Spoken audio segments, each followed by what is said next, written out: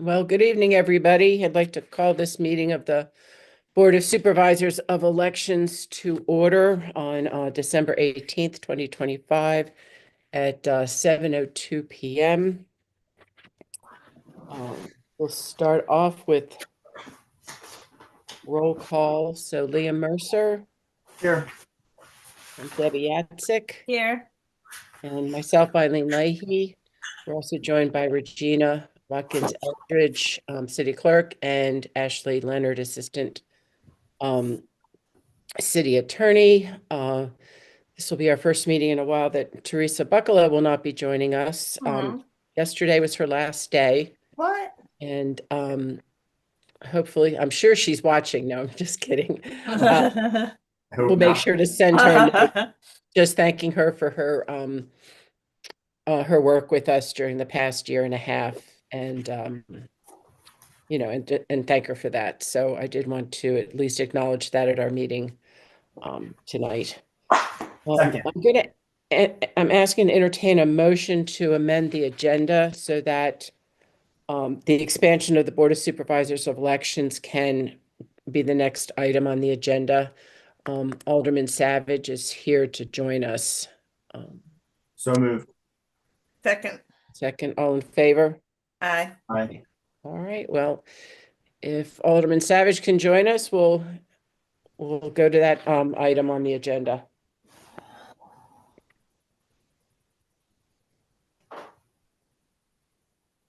Trying to bring him in now. Okay.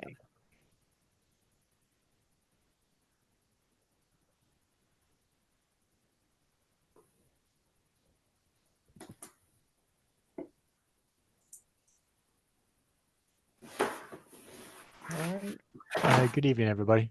All right. Well, good evening, Alderman Savage. Thanks for joining us. So this item is the expansion of the Board of Supervisors of Elections to 5 members. At our last meeting, we discussed it. We kind of went through some basic things that we wanted to incorporate, and going from that, we went to the charter and looked at drafting a change for that. And so I kind of got the ball rolling. Then Liam took a look at it, and Ashley worked on it. And so then a copy of that draft was sent to you, Alderman Savage, because you had indicated an interest in working on this with us and hopefully sponsoring the legislation. And then we did get some comments from you. And I think our goal tonight is to kind of get a draft that we can send off to Cynthia Reuter to be put in place so that we can begin that legislative process. So let me begin with you, Alderman Savage, to get your feedback on what we're doing. Thank you. And yeah, thank you for getting the ball rolling on this. It is, as you said, something I've been wanting to do for a while. I know we have a number of things from the Charter Review Commission that we still need to act on, and it is my intention to look at those more closely. So this is a good first one for the reasons I think you mentioned, as far as it's a lot of work for 3 board members, and so I think we really need to increase the size. And my comment is, when I'm looking at what was written and what's in the code, is it's oriented around defining major parties. Let's see, it defines it as, I think, let's see, major and It's also called leading parties also leading too. parties. But my concern is that at least the last, and I've requested the most recent information, but the last time I saw voter registration, there are now more, it's roughly 50% Democrat, but there are now, I believe, more unaffiliated voters than Republican voters. And so in my mind, I was like, well, it seems like unaffiliated, even though they're not an organized party, are the second highest, have the second highest number of registered voters in the city, or in this case, they're registered to vote, but not with a party. And so it seemed a little odd to me to automatically give, in this case, the minority party, the Republican Party, two seats. So the Democrats would get two because they're, at least in the recent scenario, the recent election, since they are the majority party. But then Republicans would get two as well, with one for unaffiliated. And then again, the problem I see with that is that it kind of writes out third party, but it also, I think, underrepresents unaffiliated voters. And so the proposal I sent, it's just one idea to try to address that, which would make it so that if a group has 20% of registered voters, that they have to have one member. So that would mean, again, just under the current scenario, it'd be one member for Democrat.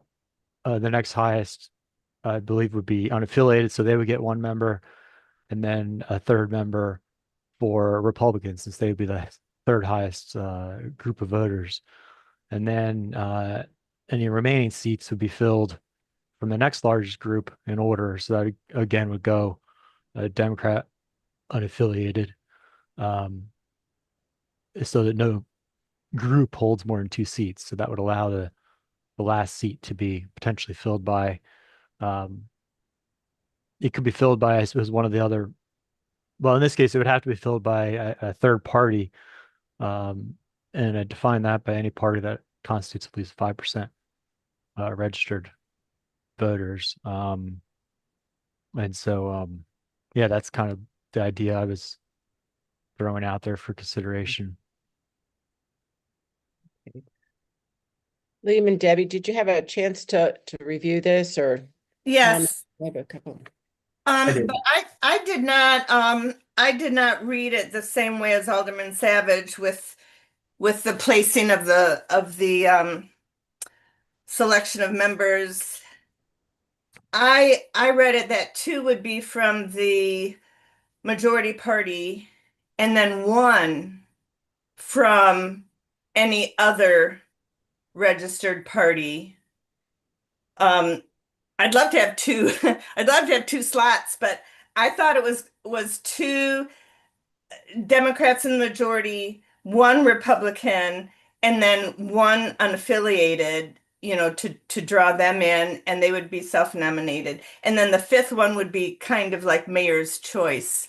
That's what I read into the draft of the new legislation for 5 people, is 2 Ds, 1 R, 1 unaffiliated, and then the fifth is kind of whatever the mayor Right. selects. I agree with Debbie. I think that was our intent. I think the water is a little muddied, though, because the language that we've used that to continue with was use leading party. And I think in actual terms, and Regina and Ashley, you have better organizational knowledge of this. It tended to be whoever was mayor. So if the mayor was a Republican, it ended up being 2 Republicans, 1 Dem in the past. Is that true, Regina? Yes, ma'am. So I think one of the things this brings up is that we need to identify what leading party or majority party is. You take that language out of your draft. I think Ashley did that in when she responded with the draft. I think she had Right. clarified Mhm. leading party by registration in the city of Annapolis and second leading party by registration in the city of Annapolis. Ashley, I thought that was your intent in your turn of the.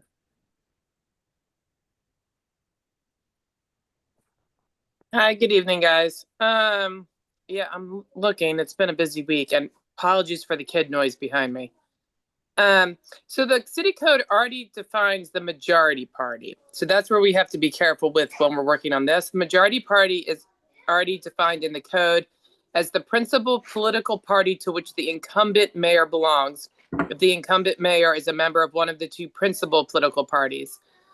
If the incumbent mayor is not a member of one of the 2 principal political parties, majority party means the principal political party whose candidate for mayor received the highest number of votes at the last general election. So if we're going to do something different than that, then we need to make sure we're clear on the definition, which was what I was trying to do. Doesn't mean I got it perfect, but we have, if we're going to use majority party and not change the city code definition of it, then it defaults to that. So we would have to either use a different definition or we would have to change the definition of majority party. So that's sort of where we're at. The charter doesn't define it one way or the other. Hold on 1 second. Right. To add to that, I think Ashley in her turn, instead of majority party, called it the leading party and then defined that term as the party with the most registration in the city of Annapolis. And then the second leading political party means the political party with the second most registered in the city of Annapolis. Right. Go ahead. Sorry. I mean, I was just gonna say, that's a big shift, making that change, because it does set up that you could have a Republican mayor with, with two Dems, two unaffiliated, and maybe one Republican. It's just a shift, and I just want to point that out. So it shifts it going from the party of the mayor to the size of the voters. And again, I think we have to be careful that remind ourselves that unaffiliated is not a political party. So how comfortable is everybody with changing it and not using majority, but going to, say, leading? Well, I think most people do not know the word leading. I mean, people don't, we don't talk about the leading party. We talk about the majority and minority party. So from a voter standpoint, leading isn't real clear, I don't think, to the public. Also giving, it depends on how much power the mayor has in our current system, which is a hybrid system. It's not a by the book, method of government. So we don't have a weak mayor, we don't have a strong mayor, we kind of have a hybrid where we have, a professional city manager and we have a full-time mayor, who both are leading or both are running the city. I guess I'm not a fan of leading, the leading, calling it a leading party. I'd rather stick to majority party, minority party. And then if, I guess it depends how much power we want the mayor to have, or the mayor and council to have. Most of what we do is nonpartisan. Most of what we do is running fair elections, which everybody wants. Okay, so it sounds like we haven't, I mean, what are your thoughts, Alderman Savage, as far as if we kept with majority versus leading? I mean, Well, so you're taking a different path also. I am, but on that question, I have to go back to the law office because it looking up majority party, it's defined in chapter 404, but the code that we're proposing to change regarding the Board of Supervisors elections is actually in the charter, section Article 2. And so I don't know how to handle that as far as, does the definition carry to the charter, or would it be best legally to redefine it for the purpose of the board code since we're in there? That's the first question. Generally the charter and the code tend to be read together unless there's a reason not to. And I think the current charter does reference definitions that are in the main part of the code. So that's not a problem. But if we're shifting, or if we want to have it for this purpose only sort of thing, like we're defining something in a certain way that would only apply to the charter but wouldn't apply to the rest of Title IV, then it needs to be in the charter section. But if it's going to apply universally, I don't think you need to add a definition to the charter that's already in the code. Okay, good to know. And otherwise, my other thought is my first reaction is I don't really like having it tied to who the incumbent mayor is. I mean, personally, it seems more representative to have it be actually be based on the makeup of the registered voters in the city instead of just who's in power. I mean, how would we handle it if there is an unaffiliated mayor who got elected or a third party? I think it's probably more likely to have an unaffiliated get elected. Um, what would happen then? I guess would unaffiliated then become the majority party?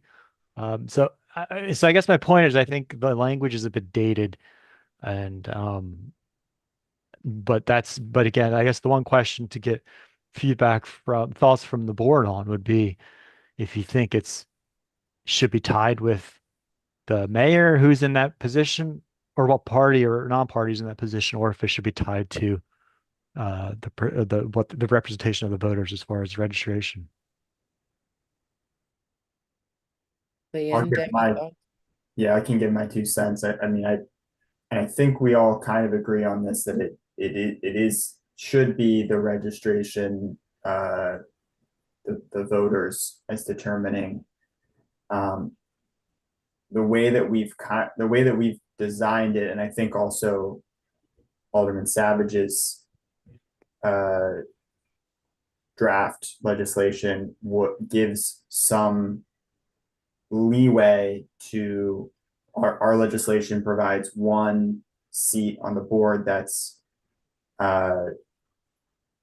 confirmed by the city council. We say by the mayor's choice. I mean, it's the mayor's choice of who to put up for a vote, but ultimately it's the city council that's voting on selecting somebody or not. So ultimately it's the city council's choice, with the mayor as one voting member. I think we all, I mean, I don't know. I don't want to speak for everybody else, but I thought we had kind of discussed this and that we felt like registration made the most sense rather than the mayor's party. I'm good with that. I guess I was still coming from the point of keeping it, as the majority. I mean, one thought I had is just kind of a practical standpoint in terms of, will this be how the council would take this? Is this something that the rest of the council would be comfortable with and would be willing to pass? And I think we have to be aware of that.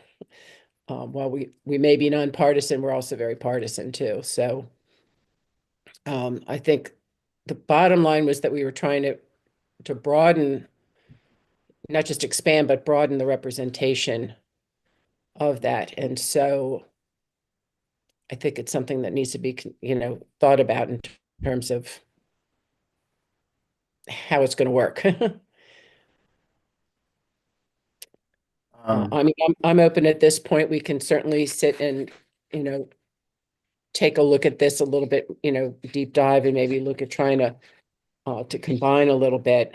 I also tend to get a little not concerned, but when we start putting percentages in and things like that, because the voting numbers change so Every often. day. Yeah. And we kind of have found I kind of feel like we learned our lesson a little bit with the ballot question this year, where we thought we were doing the right thing by putting a percentage in, and it didn't quite work out the way we wanted to. So I might suggest doing something a little bit different. I read this as there'd be one Dem, say one Republican, one unaffiliated, but it wasn't clear to me, Alderman Savage, on when you talked about if any third party constitutes at least 5%, one shall be reserved for a member of that party, which I think we were trying to do is kind of like, as Debbie called it, the mayor's choice. But if we didn't have somebody in that slot, how would we fill that fifth slot then? Yeah, so the fifth slot, if there was no, and I don't think there currently is any third party that's above 5%. But if there wasn't, then the next, let's see, this is more, if more than 1/3, I believe it'd be the next group.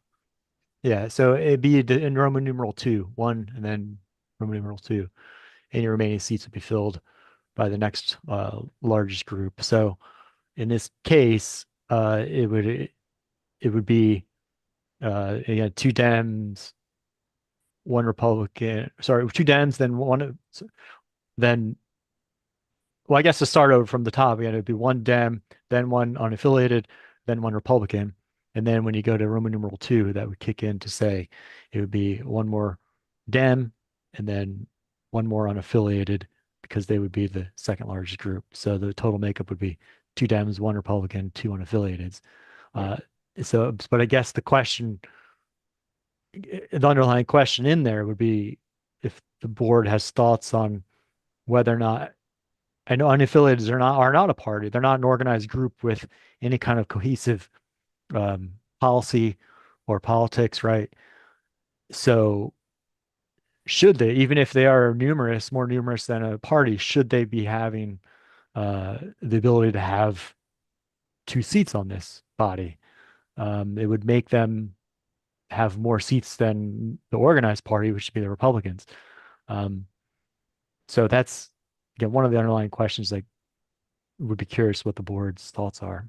Would you be opposed to that fifth option, or I'm not throwing this out to the group, the fifth option being kind of an open? I mean, would we be opposed to having somebody from the Green Party be the fifth?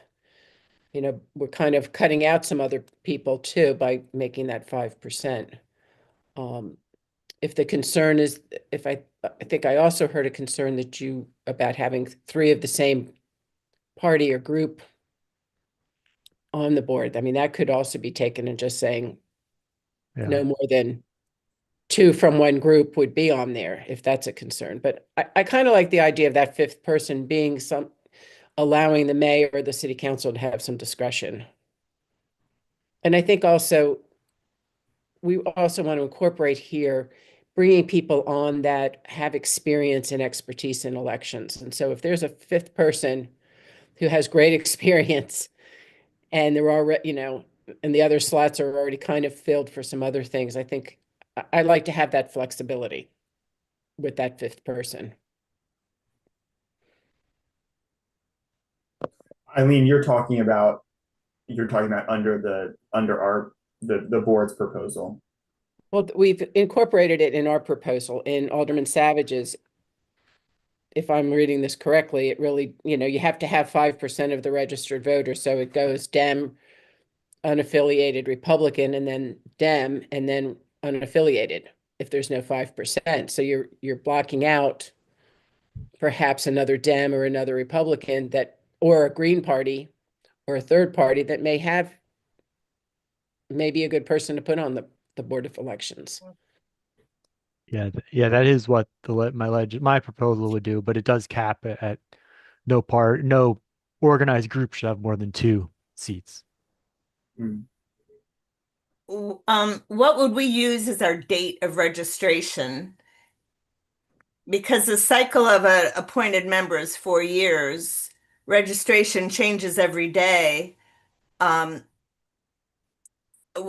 We've talked about this on other cases. Would we go by like the first of the year, January 1 of every year, or by the election registration deadline of the previous election?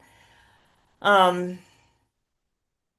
would have to decide on a registration date because I don't think there's that much difference between independents and Republicans. I think we're pretty close. Do you know, Regina? I mean, that's going to be tight between those two. The numbers of registered Republicans and registered unaffiliateds. I sent an email over to David today, but unfortunately he didn't reply. I don't think so. Rob, did he respond to you? And not that I've seen. Yeah, I don't think he replied. We did ask the question. We just didn't receive an answer yet. I mean, it's pretty close. So thank you, Regina.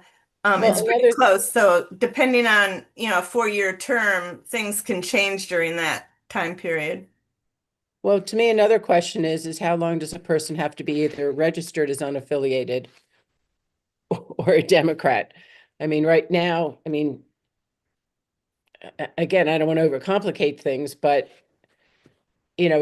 if somebody wants to be on the Board of Elections and they say, well, I'm going to change from being a Republican to unaffiliated, and I do it right before my application, I mean, are we going to say that they need to be a member of their? Well, there's got to be a Well- rule about that today. Well, yeah, remember that the names are coming from, at least for the parties, political parties, are coming from the central committees. Mhm. And so presumably the central committee is going to have their own process for screening, applicants, so to speak, to make sure that they, I don't know what, it's kind of up to the party at that point. Right, but we're also letting people self-nominate. Right. I mean, And we were- unaffiliated, right, yeah. Right. Un- Regina, did you have a unaffiliated. comment? In January, the mayor will be sending a letter to the Republican and Democratic Central Committee to fill the seats. And that information goes to the council in March. So we send letters to the Democrat and Republican Central Committees, but we don't send letters to anyone else per the code. Right. Well, To if fill this the were to be adopted, there would be a different process. Yeah. That I wouldn't necessarily take place this go round, but that's what the proposal is that people can also self-nominate. I And also- mean, this brings up an interesting point, because I think we wanted to have an opportunity for people to self-dominate, and from an unaffiliated perspective, that has to exist. From the party's perspective, is someone bringing up the concern that someone can change their registration to be, if say they're a Democrat and they change their registration to be Republican and self-nominate, and the city council is all Democrats, and they know that this person was a Democrat and just changed their registration and self-nominated, and then they want to choose that person to box out another party. Is that necessarily fair? And I think it's making me wonder if the self-nominating process perhaps should just be for the unaffiliated voters. Well, I mean, that was the point I was trying to get, was that people could switch. Now, certainly if we go with a process where people make an application, we can ask them years registered, how many years they've been registered as that. And so that might just take care of it. I think the reality, though, with the central committee is they tend not to have 4 names. That's one of the reasons we cut it down to 3. And again, I want to focus on people with experience and expertise. I know for myself coming into this, I had no experience or expertise. I learned a lot. But one of the things we found when we put the task force together was that it really helped. It helped hit the ground running by having people that had been involved in the process. And so I think, and there are people that don't know the central committee. The central committees, I dare say, both of them are in a fairly weakened condition right now. They barely have any members of their own, much less being able to nominate. So I think we owe it to the voters. If people, just like they can be on other boards and commissions, they should be able to be on this board, or at least put their name in for it. Agree. I guess my concern, and just looking out for like a minority party, if somebody says, okay, well, I'll change my registration, the central committee might say, well, that person's not really a Republican. Like, they self-nominated and they're not really a Republican and they don't represent us. Then are we allowing the city council to select that person anyway, even if that's not somebody that party wants to be representing them on the board of supervisors of elections? And maybe this is really a non-issue. It's kind of nuanced. Somebody has to decide to do something kind of devious, but just. Yeah, because the parties come through the central committee. So Republican and Democrat, those nominations would pretty much primarily still come through the central committee. I think, even though anyone can self-nominate, I think the self-nomination is more regarding the unaffiliated. But as Eileen mentioned, my concern is more with if somebody, a Republican or a Democrat, changes to unaffiliated, to fill the spot. But the bottom line is I want nonpartisan elections. So I would like this committee and I'd like our city council to not have any moniker after their name, D or R. All right, well, So that's a different issue for yes, another day. right. But in that vein, because in the 4 years I've been on this, we do work well together. I'm in the minority, but uh, everybody has different opinions sometimes, but for the most part, we have agreed. Um, but I would like to see the entire city represented and have people have a chance to serve if they want to. And so, like Alderman Savage and we have said, is we need to allow the unaffiliateds to have a voice. All right, well, let's try to wrap this up. I have one question also, Alderman Savage, and I'm looking at the draft. The way the current system works is that these names go to the mayor, and then the mayor takes them to the city council. How would you see this happening? Because I'm not quite sure in your draft how the names actually get to the city council. Okay, I may have left that out, but my intention was to keep the nomination process the same. So it would go to the mayor first. Yeah, unless the board thinks otherwise. But yeah, traditionally names do go to the mayor, and the mayor gets first opportunity to decide which names to send to the council. And that's why I think sometimes you have the central committees only give a very specific number of candidates to make sure that those are the only names that get passed on.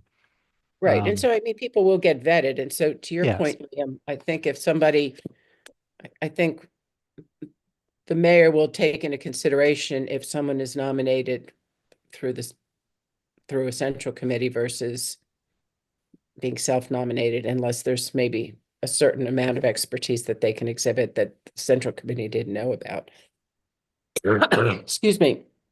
Well, I think we have some good information to continue working on. What would you all like to see as next steps? Because we I know could we're, spend I the know night we're trying to working on move it. on. I know we're trying to move on. I have one other concern that I just want Okay. to, for the record is, I know the central committees often have difficulty making nominations. If we're requiring under Alderman Savage's or language, requiring a third party that has at least 5% of voters, we may have to have a member on the board. We may struggle to find somebody to volunteer to be on the board representing that party. I think that was the biggest concern I had about that reading it. It just logistically finding somebody to fill the seat.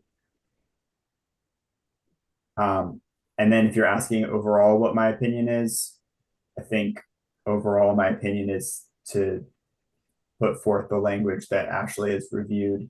If we want to take out the language about leading party rather than majority party, I don't think we even need to have one of the two terms. We can just say they'll put, two people from the party with the most people registered in the city of Annapolis. And I think that's what we all want to, I think that's what we all are looking for to have happen. Okay. Any final comments, Debbie? Only are we trying to get this implemented before the appointments in March, or No. I think we had mentioned if we can't do it by then, we would just implement it when it's approved. Yeah, my understanding from Ashley, and she can probably speak to that, is they'll move forward with the current code.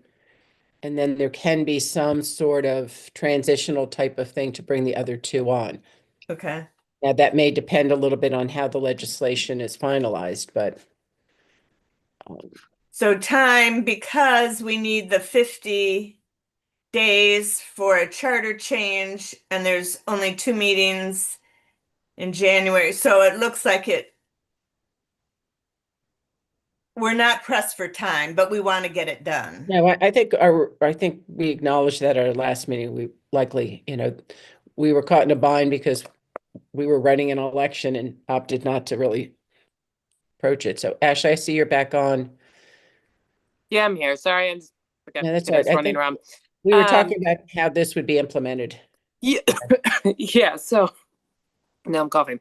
Yeah. So the charter provision does take longer, but we could write the legislation such that it takes effect at a certain date, and that once it takes effect, we add to the board going forward from that date. We would just have to. I would have to work with Cynthia to craft exactly the language we want, but we definitely won't make it before your next round of elections and appointments.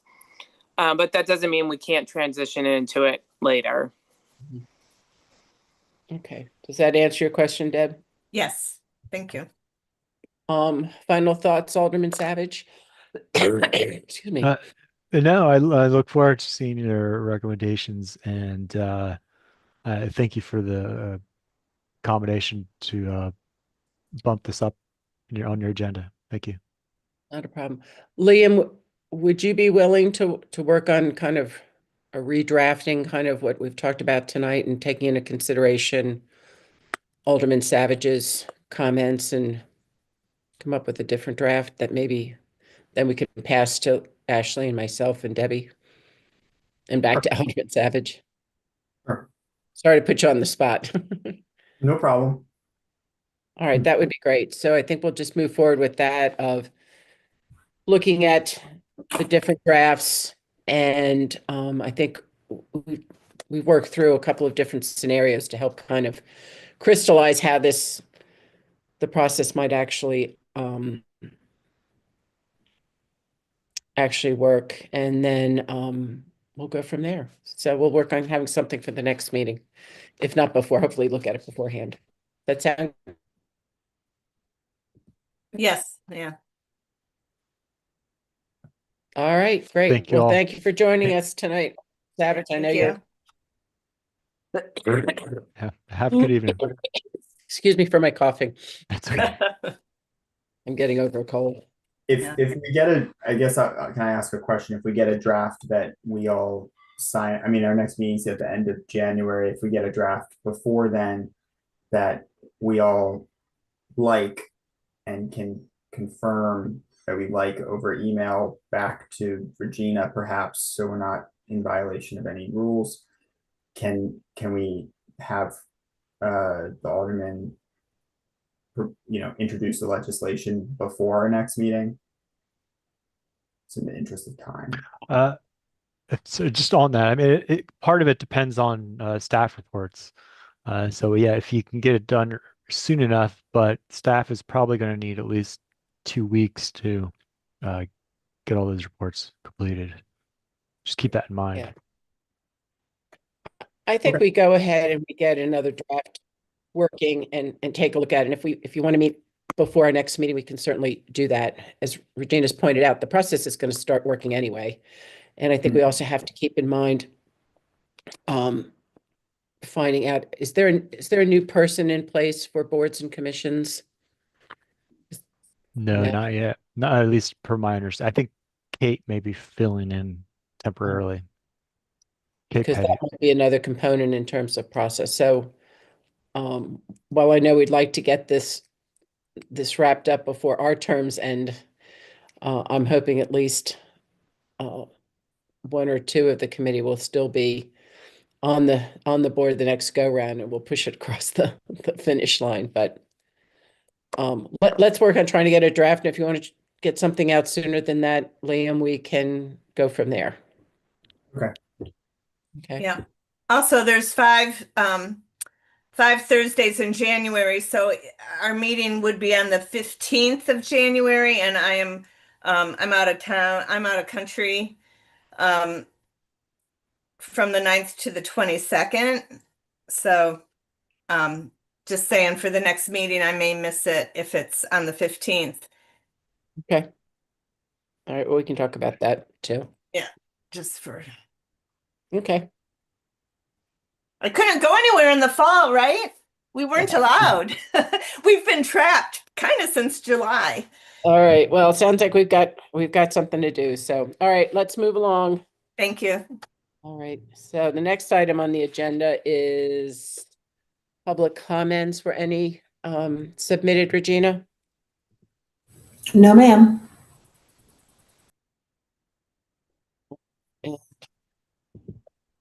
Six sets of minutes, Yes. so guess we'll just start with, excuse me, October 23rd, 2025. Any comments on those? Look good. Give me 1 second. I had one comment on one of the six, so I Over- did too, but it was one of the later ones. okay. What date did you just say? Mine was Oh. where it was written one and then a paragraph one and then three people, paragraph three. There was Well, one that right said now- one and it had a three. Did you We're catch looking it, Regina? We're looking at October. Okay. I'm That's fine what with I was gonna October. say. Can we kind of do them in order so we can Okay. follow? Please. Yeah, so we're October doing 23rd is fine with 23rd, me. 25. Is there any changes to that minutes? No, not for me. I don't have anything. So we're gonna make a motion. Do you have anything, Liam? Motion to approve the minutes from October 23rd. Second. All right, all in favor? Aye. All right, now we're on to October 28th, 2025. Nothing for me. Motion to approve the minutes from October 28th. Second. All in favor? Aye. All right, Aye. and then November 4th, 2025, that's Election Day. No comments from me. No comments. Motion to approve. Second. Okay, all in favor? Aye. All in Aye. favor? Aye. Okay, now we're up to November 6th. Right, I Hmm. had one comment on November 6th. So you did a great job, Liam, with, oh, well, actually, it's not I'm sorry, it's not the November 6th, it's the following one, I'm sorry. Yeah. Any comments to the 6th? No comments. Nope. Was there a second motion? Motion to approve the November 6th. Second.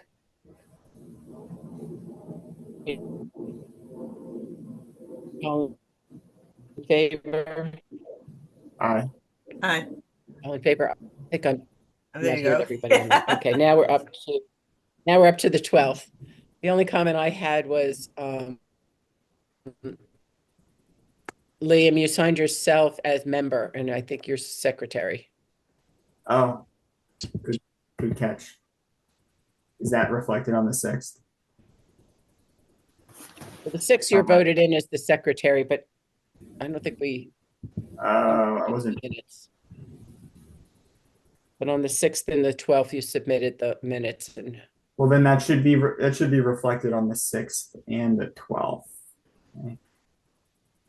Wasn't I voted in and the little meeting that we had right after the that day was after? us. You, Oh, the The- 5th. Okay, the I'm 5th. The sorry. fourth. Yeah. Oh, the fifth. Yeah. We didn't do the 5th. Okay, I got myself confused. All right. you took your oath on the 5th. Okay, so we don't have minutes for that, No. but we should. But we usually have minutes for that because we did an election. So we need that for the next. I thought that was approved already. I think she said that was approved already. Okay. All right, could you check that? And if not, we'll just do it at the next meeting. Okay, so can we go back then to The 6th. the 6th? Mhm. And I would put a motion forth to change Liam from member to secretary. Second. Okay, all in favor? Aye. So he was secretary on some of them, right? But not that one, because I saw it. Yeah, I don't have it in front of me, so. Yeah, and you did a great job, Liam. But I did note secretary, but I didn't see the member part, but that's fine. Okay, so the 60 changes to secretary. Okay, now we're on the 12th, November 12th. And I believe it needs to be changed there. Mhm. Yeah, I think the other thing that Debbie was noting is there's one of the bullets where it says one, but in parentheses, it has the number 3. So Correct. I may have made that error, or it may have been a transcription error, but either way, it's the first bullet under 36 provisional ballots rejected. So I'll move to accept. Go ahead. Yeah, no, go ahead. Okay, I'll move to accept the minutes from November 12th with those 2 changes. Second. In favor? Thank you. All in favor, aye. Aye. All right, and now we're up to November 20th. Do we still need to make that same change? This one, we're back to, I don't think we need to make that change anymore. Regular meeting. Oh, that's right, okay. I had no Alright. comments on this one. Any other changes? Any changes? No. Okay, Move to accept the November 20th minutes. Second. all in favor? Aye. All right, moving on to old business. The second item is referrals to Office of Law concerning the double votes. Ashley, if you could update us on that status of those letters. All of them were sent out. 2 responded, which I believe I shared with the group. Correct. That they and both of them indicated that it was just an error on their part, and that when they went to the polling centers and advised the judges that they had forgotten whether they'd mailed theirs in, they were told to fill out a provisional. We have not heard back from the other 3, I don't believe. We did hear back from one gentleman, but you remember we're not allowed to share his letter because he put too much detail. Yeah, and I shared that with the board, that I heard Oh. the 2, I emailed the board and said we had gotten 2 Okay. that I had been in contact with, and one of the gentlemen who left me a voicemail then followed up with the letter, but that's the same gentleman. Okay. And so 3 we have not heard back from. Okay. So should we send them a second letter? They were sent certified, correct? Yes. Mm-hmm. And it asked for a response. Did it give a deadline? It did not give a deadline. It indicated that we were aware of them, that they had voted. If they would like to provide comment or feedback, they were to reach out. I don't think it demanded a response. If I'm correctly, it didn't demand a response. Just 2 of them decided they were going to respond. So if you want official response, we could do a second follow-up letter that demands a response with the deadline. But the first response was sort of an initial, just to let them know it occurred and we were aware of it sort of scenario. I mean, if it was used as a reminder that, hey, pay attention, these are checks and balances that are important, then they got that. They got the message that you need to be, deliberate about this. The one who said she didn't think she had mailed it in, and if she did, she forgot. That's what questions me, is somebody could have voted for her and she went to vote in good faith, not knowing somebody had voted for her. That was my concern with that one. Liam, what are your thoughts?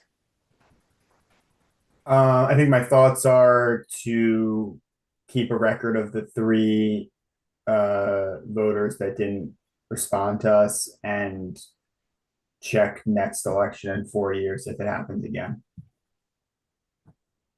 All right, so I got to put that in a file folder for election 2029. I kind of have a different slant. I mean, I kind of think what we did the last time was we actually sent second letters and said, please let us know and give a deadline. I kind of feel that we need to show that we did some sort of investigation. And I'm not gonna strong arm it, but I don't think it hurts to send a second letter and say, you know, we would like to, this is just a follow-up letter. We request that you, But, I mean, technically, we can do both. We can put their names in a folder and send a second letter. I don't feel strongly about it, so I'm fine with sending another letter. I really don't feel strongly about this. yeah, I mean, How do you feel? I'd like to be in the position to respond to people saying, well, what did you do about it? Okay. So I'd like a letter to go out and ask them to respond and give them a For deadline of, the three who didn't respond, or yeah, just the three, because we heard from two.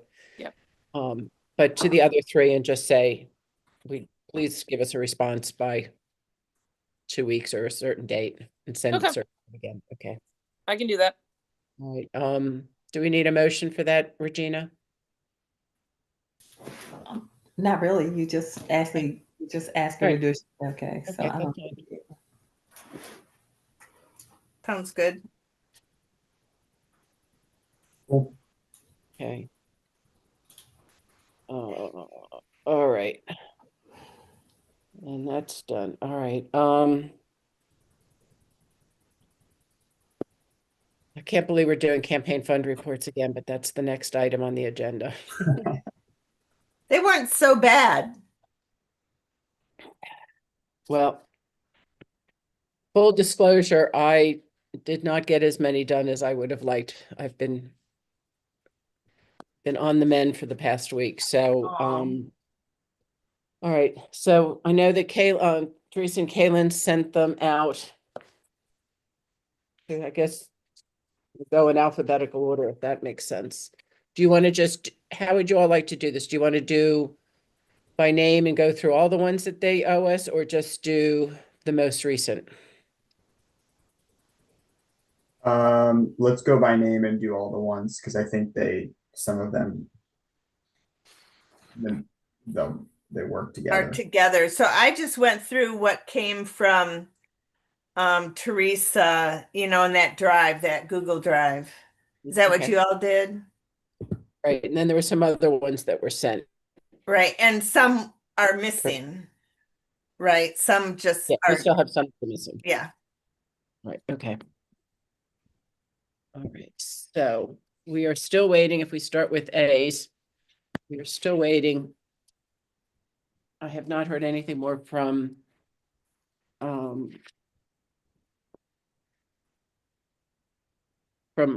former Alderman Arnett in terms of a late fee, but that's really, I guess, a different issue, so. Do you have your alphabetical order in front of you, Liam? Would you give me one moment to pull it up? There we go. Hold on. Yeah, mine are not alphabetical. Actually, I guess the Annapolis Central Committees, you could start with them. Yeah. Okay, so I found the document. Give me a second, it's opening. And then allow me to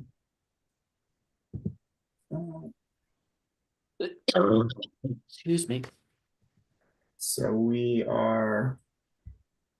that will be report 5. Okay, come on. All right, so all right, I'm ready. Do you want to go through on my alphabetical order?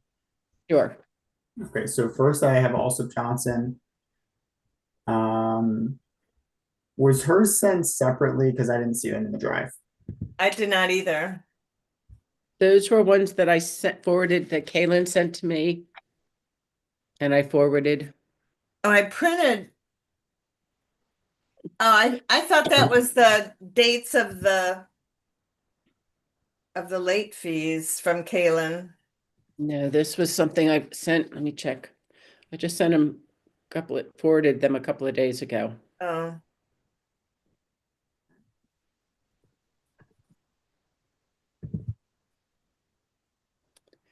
It did make it through. She Go sent ahead. in two amended reports. Okay, do you have the day that you sent that to us or you forwarded it? I'm looking that up now.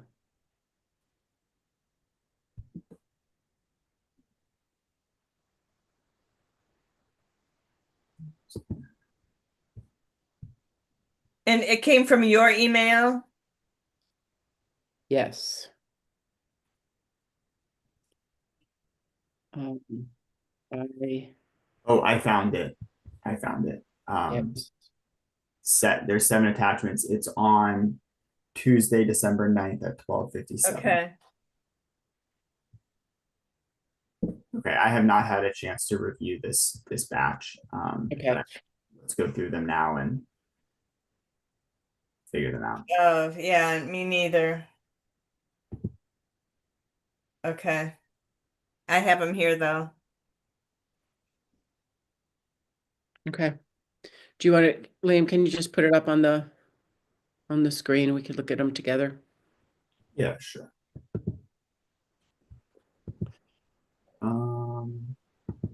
Huh. That's interesting. Okay. Share. All right. So there's one from Janice here.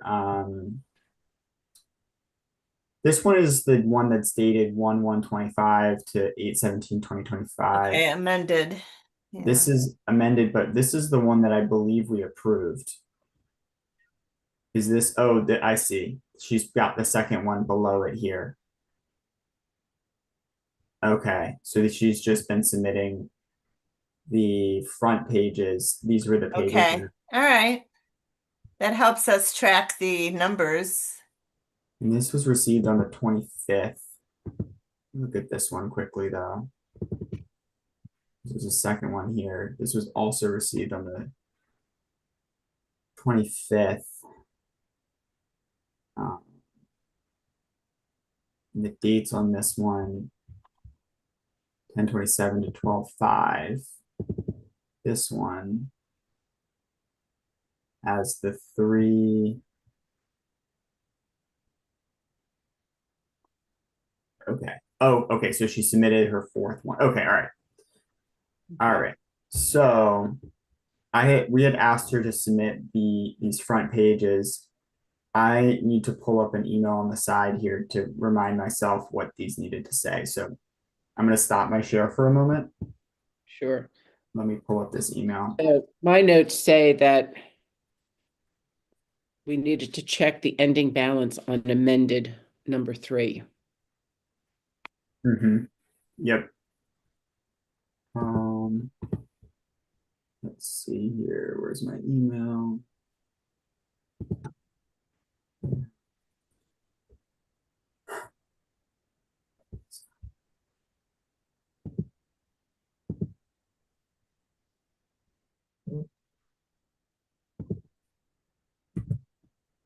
Sorry about this. I didn't realize that there were other ones outside of the drive, though. I'm glad that these are here because we can Yeah. maybe get more approved. Mm-hmm.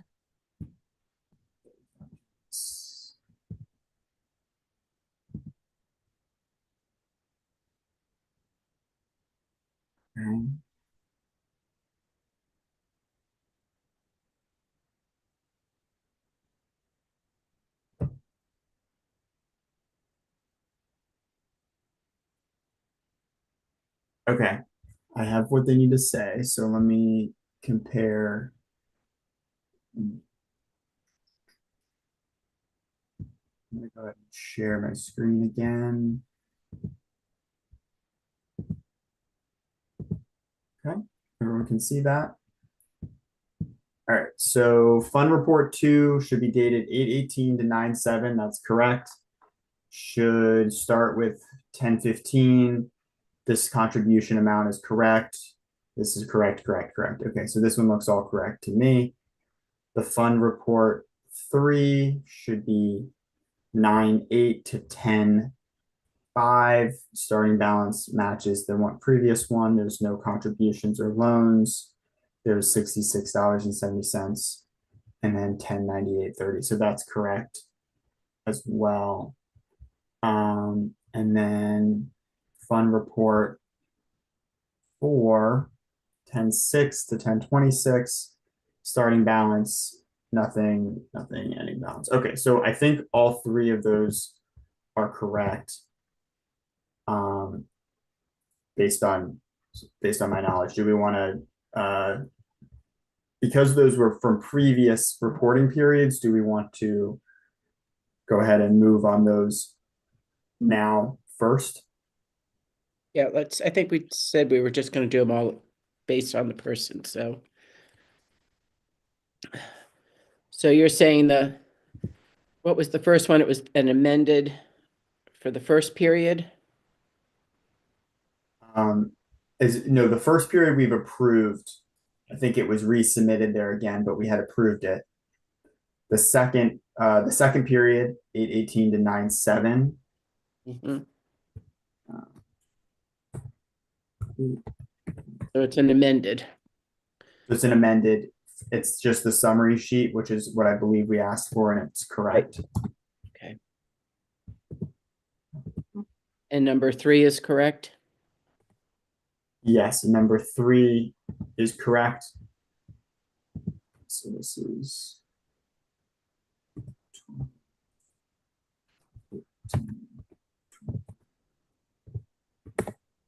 all right. And then number 4 was correct. 12. And then now we're looking at number 5, which I haven't of 1825. And this one, let me hold on 1 second. We'll open it. Okay, I'm going to share my screen again. Eileen, did you have a chance to look at this one? No, Okay. and that one, no. So this is 10/27 to 12/5. That's the wrong date, right? Because it should be not to 12/5, but to the election day. Of 1, Say it again. 12/1, right? Well, they Probably could submit it by election. 12/1, yeah.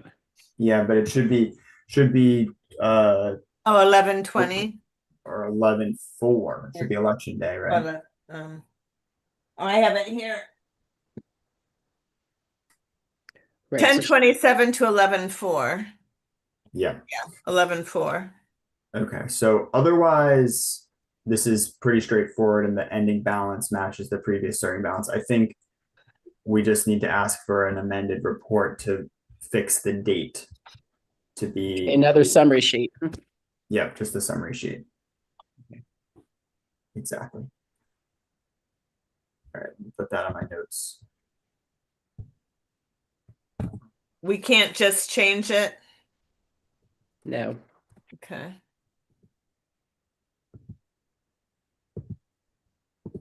I mean, we're lucky that there weren't any things that. Oh, I know, it's huge. Hey, we caught up. We're back Yeah.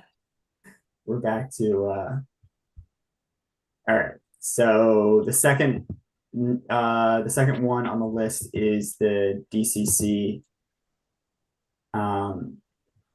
Was there one resubmitted? We were asking for one to be resubmitted from the last reporting period. I don't see it. I haven't seen it anywhere. Okay. Regina, do you prefer that we approve these as we go through with each campaign, or we'll just do it at the end? Do you have a preference? You can do it at the end because I'm just going to send the analysis out with your requested changes in it. So you Okay. can make one motion after you complete your analysis. Okay, sounds good. All right. I'm sorry to interrupt. All right, I'm sorry. So where are we, Liam? So we did not get to my knowledge, I don't see an amended report 4 from the DCC. But there is a report 5 that I reviewed. Okay. I don't have anything from their last report that the Democratic Central Committee needed to do something the Republicans did. Right. Oh, Okay. the ADCC was 6 cents off. Um, Their report number 4, the ADCC was 6 cents off in their numbers. That's what happened there. And we asked for an amendment. all right, well, I don't think they got that then. I'll have to check that.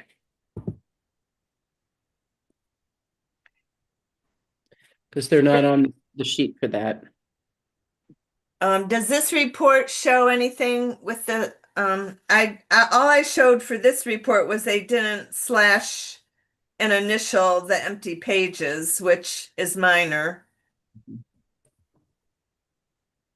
But is their number 5 off because of that previous 6 cents? That's what I don't know.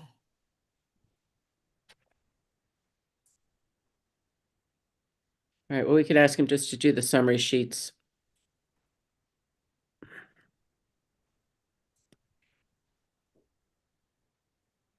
Do you see that, Liam? Do I see the, The 6 cents off in ADCC number 4,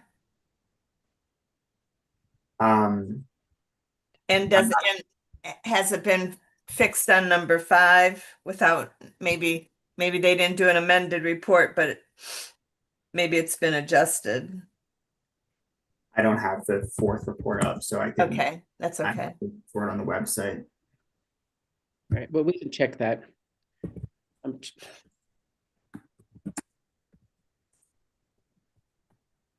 right, so they'll need to do 2 summary sheets. They'll need to know to change the 6 on the number 4 and then carry it over to number 5. Yeah, if it affected 5. I don't know if it was a transcribing error or a math error. Yeah, let's just work this out really quick. Better to know what the deal is. This is the I know 10. what. So we said they were 6 cents off. Yes, because the number, for some reason, they added 6 cents to their cash balance erroneously. So let's see what it was. Does anyone have the new one up? If you do, you can save me a moment. I won't find it. I'm afraid to switch windows. Okay. I'm not sharing anything, am I? No. No, not right now. Okay, good. I just don't want. I can go to it. All right. So yes, yeah, it does need to be changed because they did not. They carried that error through, or there's something else wrong. But there was a 6 cents error. So,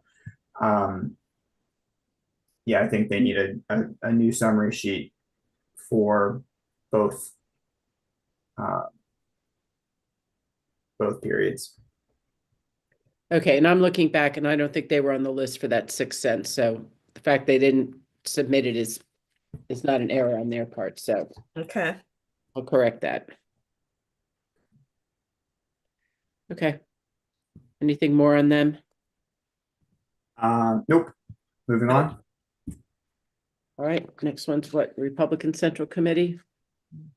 Yes, this one, I There think was we're missing a couple. My records are showing we're missing the 3rd, 4th. We asked for resubmissions in both of those and haven't seen them. And then the 5th, I saw and I had issues with it as well. I think they've turned in everything. The only thing I see on this 5th one is they're missing one address. What else did you see? I think there's missing addresses for the contributions, missing addresses for the expenses, and the expenses don't sum to what they say they sum to. Yeah. So, I mean, the one multiple name, Duffy, that it's listed as Annapolis, Maryland.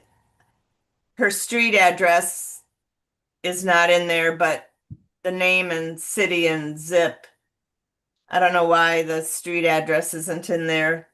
She's in Admiral Heights, but there is one that just has a name and not a city or town.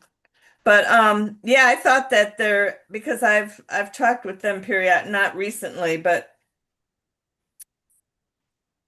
I mean I believe they turned in any amended they needed to do. I guess they would have they already been done before? I'm not So- sure what you mean. Yeah, I'm looking at number 4. Let's see if they had to do something. Well, for number 3, they were supposed for October 6th to October 26th, they were supposed to submit amended schedules 1 and 3. If 10 two bottom lines, number 1 addresses. On number 4, there were some addresses as well.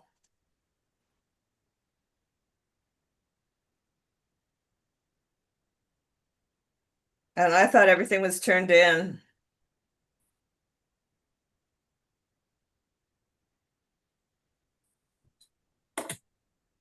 But you all haven't seen them, right? Nope. Nope. Okay, I'll reach out to them.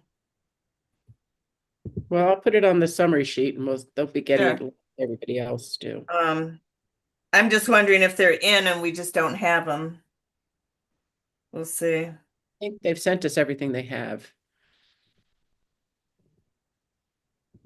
All right.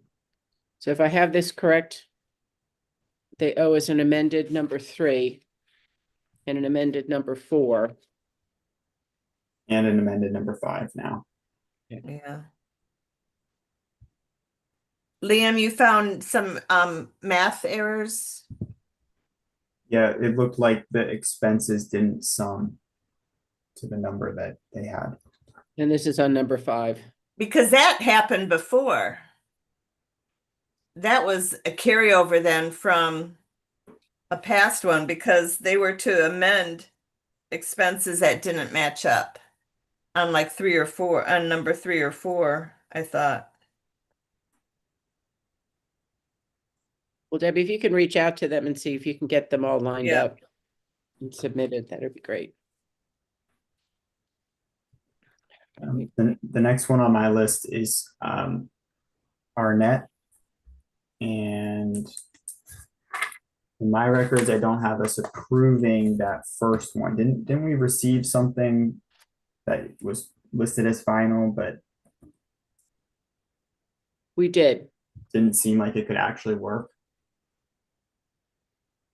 I think we went ahead and approved it, but we were still going to assign late fees for it. Oh, we did approve it. Yeah, we approved it. So it's really late fees, Okay. which we'll have to discuss later. And I missed that in my notes. All right. Then the next one, if I take him out, is Buckley. Buckley, Yep, and that was in the package that I did not. Same. and that's a final. Okay. It's very short, basically. He, I think he had like about $150 that he paid himself back on his loan, and then he forgave the rest of his loan to to cash out. Okay, I think I did see that. Yeah. Yes. Okay, I see that. But the numbers looked okay. Yep, I agree. All right, so that one we'll put in the approved pile.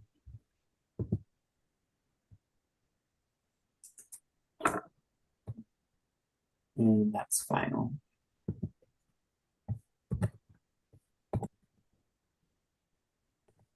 Great.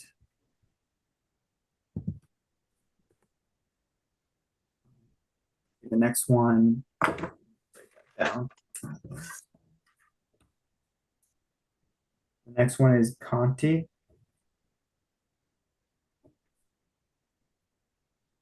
And I didn't have any issues with Number 5. Yes, the Conti number 5. I think we have all the other ones. I just made a note initial, so maybe she didn't initial something.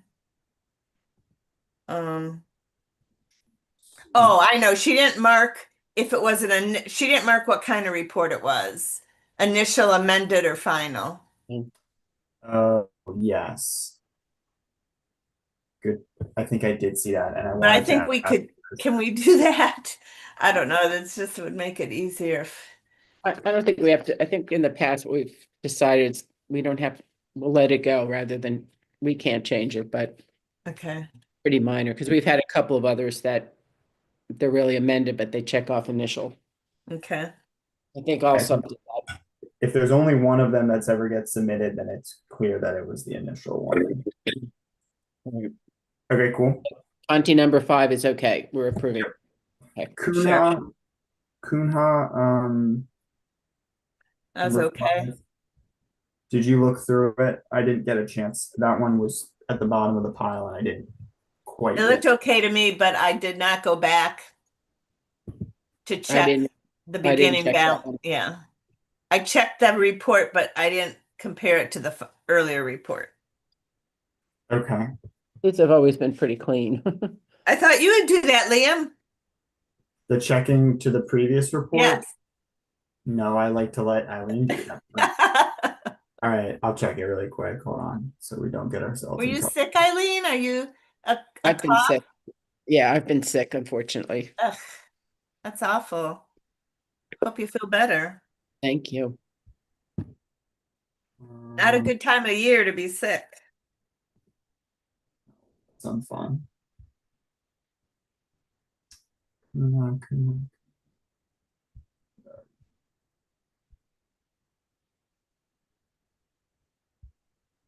Here it is. 1026 and the end balance matches the starting balance. And you looked at everything else, Yep. Debbie? Yes. Awesome. Okay, so we can put that in the approved pile. Let me check that off on my list. The next one is Cusimano. Was that? No, we he's got a that? final. Okay, so let me take We that already- out. Yep. I just copied over the list of names here. So the next one is Die, and I did not have any issues with that one, and I did review it. Same. Did you review the starting balance on that one, Debbie? No. I don't do that. Okay, all right. We can do this quickly. 380071.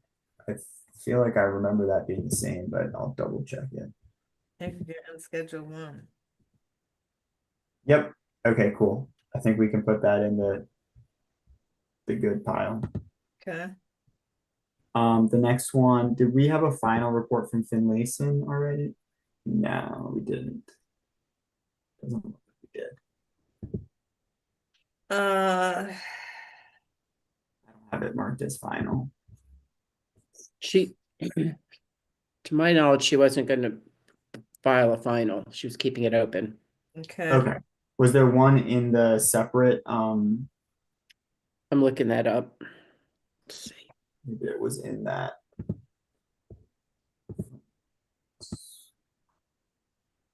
No, I don't see one there.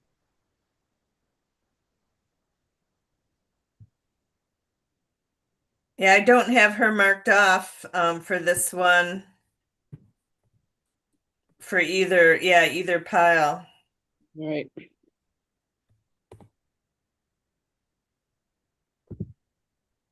It's 3 missing, 2 missing. All right. So we need to let her know to submit. Okay. The next one I have is Gay, which I don't see that one either. Well- Was his a final? No, it wasn't. So he and I have been playing, well, I don't know if we call it phone tag. He requested I call him. I called and I left a message. So I went through all of his reports and it's minor things that need to be done. He just needs to do them. So the Right. first report, the problem with the very first report was that it was late and then it was combined with the second report. So he needed to take some things out for the first report and then the second report. The math for all of the reports are okay. It's just some of the addresses. So all this stuff in there is easily fixable. I just can't, I mean, I've sent him emails and said to meet. So I called again today. So maybe I'll hear again from him. Yeah, I show no codes, no addresses, and no period dates. So just, yeah, not math. Right, Just the map is okay. It's just the information's not there. exactly. Yeah. So. And I can't remember which report is, but one of them I know it's a contribution to Daisha Conti, but they have it listed as Act Blue and it should be her campaign. It should be a transfer. Yeah, it So- did show that he transferred money to a couple candidates in this last report, but we did not get a report at all for number 5, right? From him. Not that I've seen. All right. And Okay. I did check his last one. He doesn't have it as a final. Number Okay. 4 was not a final. We're missing. Okay. Next is Gallagher, and I did not see any issues with Gallagher, and I just checked the starting balance to see if it matched, and it does. Yep, looks okay to me. Okay. The next one is Gunsberger, and I have not looked at this because that was in that separate batch, so I can open it now and look at it. Yeah, I have not either. I looked at it. It looked okay. It looks just like his last one. Okay, there's some expenditures and transfers.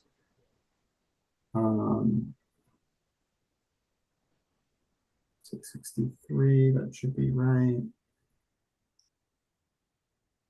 Oh.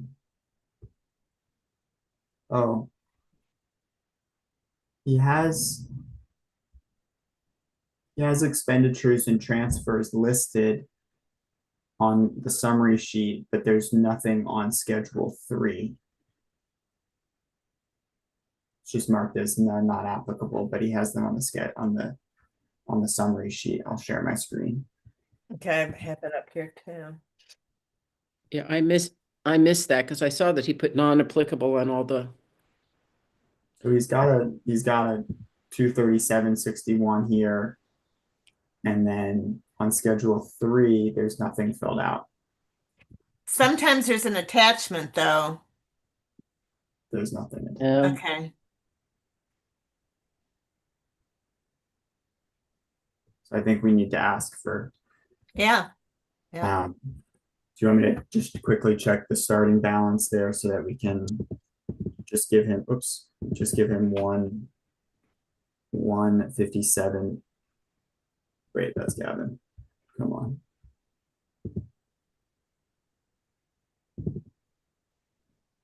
All right, 901.33. And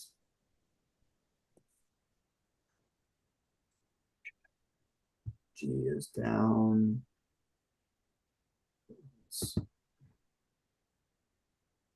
901.33. Yeah, so I think we just need to submit an amended Schedule 3. Okay. Yeah, for that line 5 summary sheet, line 5. I think it was.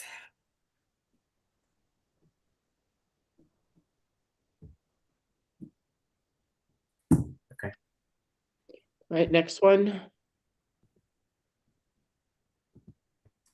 Next one is Huntley. And I didn't see any issues with this one. The only thing I saw on his is we do require on a blank page to have a slash and initial. Now I know a lot of them are using another kind of format, so then I take that into account if if they're using their own format instead, they don't have to do that. But at this point, a lot of them aren't taking in money or spending money. Or I guess at that point, anyway, I don't know if we care about that as much. We've let some slide, but we used to require a blank page to be marked so that we know it's not. Right. Well, we'll just send out a reminder for people to do it. I don't think it's That's the only thing I saw. worth sending back. Fine, that's fine. So it's approved. Sure. Okay. Oh, I didn't check the starting balance on that. Did you check it, Debbie? Let me do it quickly so we don't. Yes. You did check? No, Oh, okay. All right. one of these days I'll surprise you, but that was kind of, I shouldn't keep asking today. Is what I you're thought saying? that was your thing. No, that was Eileen's thing, but she was sick, so we I have know, to. and I've slipped. I Good. caved on you guys. Sorry. Sorry. 11-901-21. We're good. All right. Moving on. It's the end of my term. I'm pulling away. No. I'm getting on the iceberg to float away. Not yet. Not yet. All right. The next one is Creek. In Creek, we had approved. Let's see. We had approved through 3, and then Right. we did not approve 4. His number 4, he had contributions and expenditures that were outside the reporting period, and the Yeah. open cash balance didn't match. So he was supposed to do an amended report. He did. He submitted an amended 4 and a 5. Okay. Two different reports. Yes, I did talk to him about this as well. I didn't get a chance to fully review this amended report, but there was some issues with the unpaid bills like disappearing Mhm. and not being accounted for anywhere or being paid. So He wrote a narrative on 2 bills of why they were removed and the reason they were removed. okay. Is that on number 4 or Yes. number 5? On number I'm not sure. But if you look at his one of them has on the final page a write-up about 2 bills and why they were removed. Okay. So I'm not sure. I don't remember if it was number 4 or number 5. But they're together.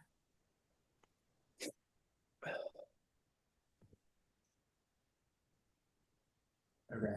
It says please note that $485.83 that was previously listed as an unpaid bill was forgiven and removed because the service was not provided. Please note that $14.17, what was previously shown as an unpaid bill, was removed because it was not a campaign expense upon further review.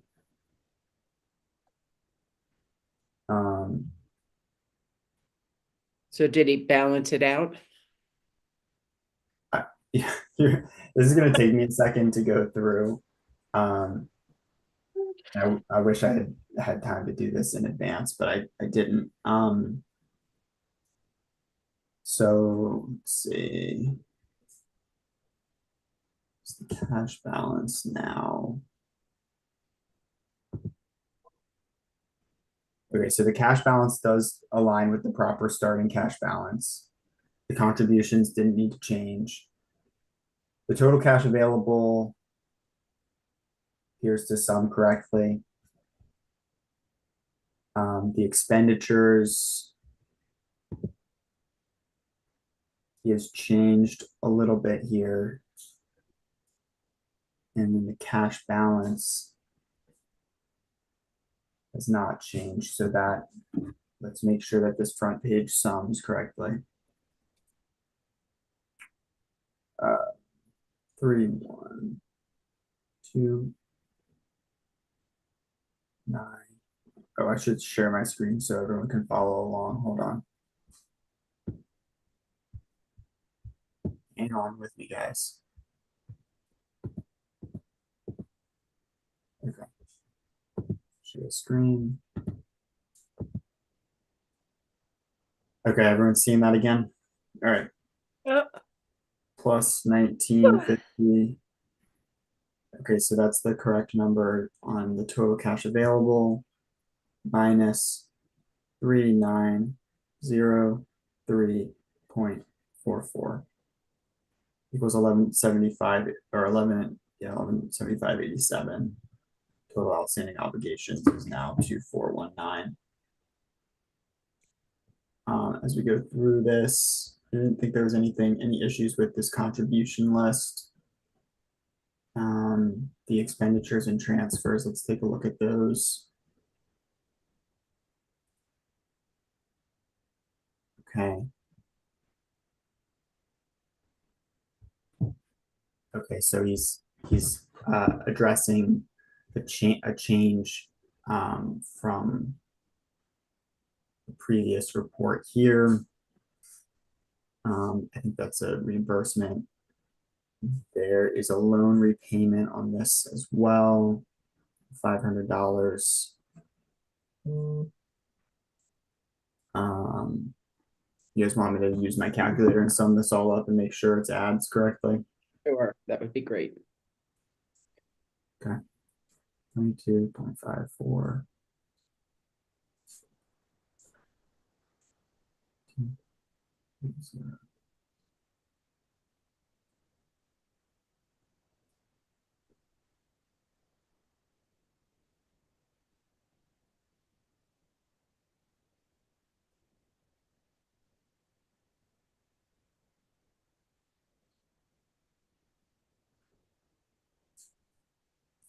Whoops.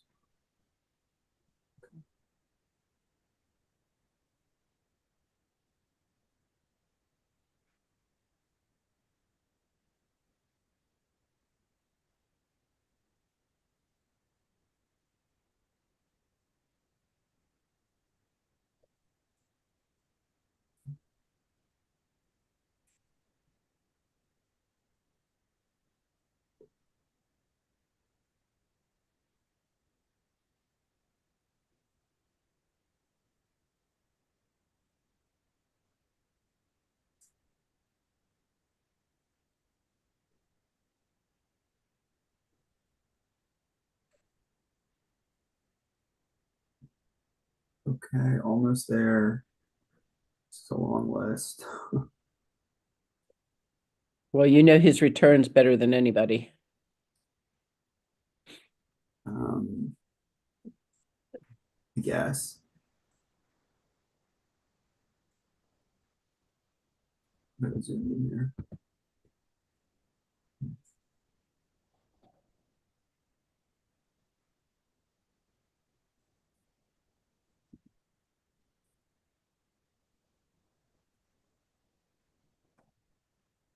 Sorry guys, bear with me. This is I'm looking at these reports I haven't looked at yet. okay, good. And I think this is the last one that I haven't really. Oh my god, I'm $3 off. Please tell me I made a mistake here.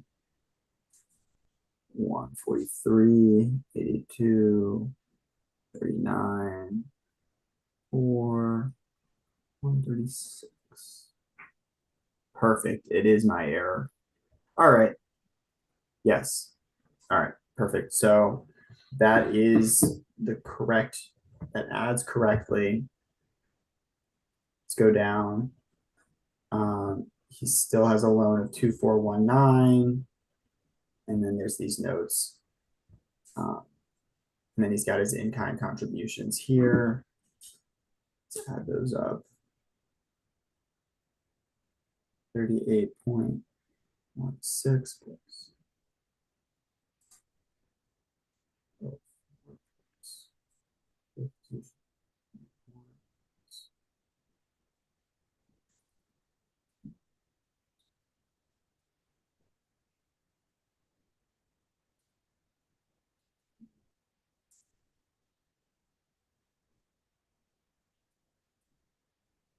Okay, that's correct. Okay, so the last thing that I think I need to do, I'm gonna stop sharing here for a moment, is just check versus the prior report, which is this one that was due 7 and we approved. And this one we want to check the loans 2-4. Okay, so he's got that. He has the unpaid bills there. Okay. All right, so he paid back $500. Okay. And the unpaid bills.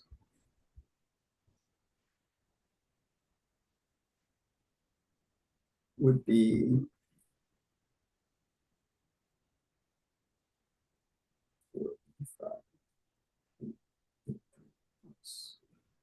14.7. That's $500. Okay.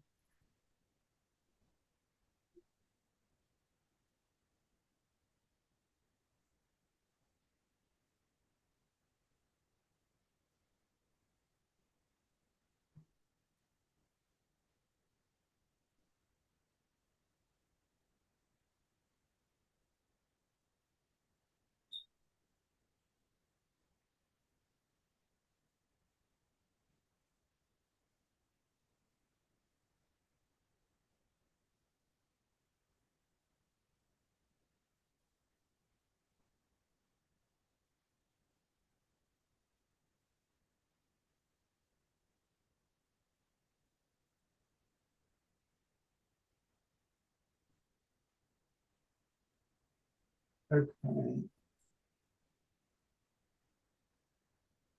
Bless. Okay. It all adds up. All right. We're cool. We're cool for this amended report from period 4. That's awesome. And then let's look at report 5. The only thing I saw in 5 was that on the summary sheet, he listed money, in-kind money, but there is no Schedule 5 attached to the report, which is your in-kind, form. Okay.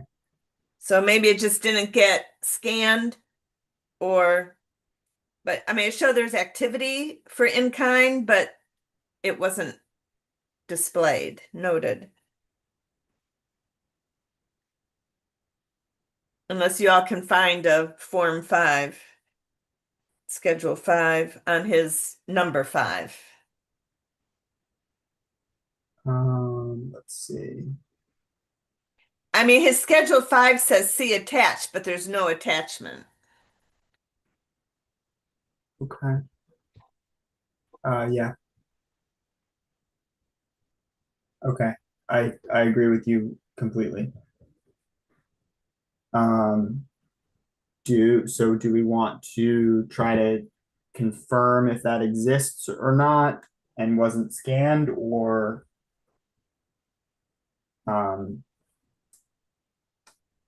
Or I not think- submitted. Yeah. yeah, we're not submitted. I think we need to Yes. confirm if that just got dropped out. Confirm if schedule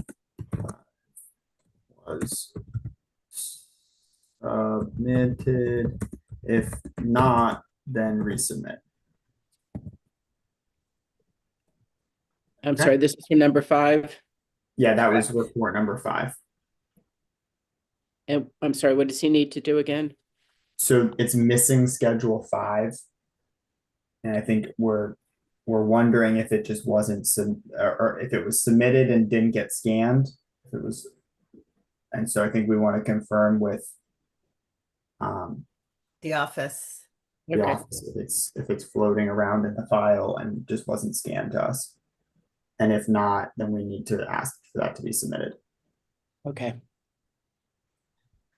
Alrighty, on to the next one, which is Littman.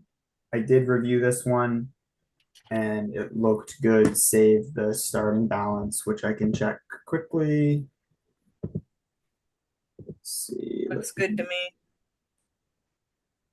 If that's okay, yeah.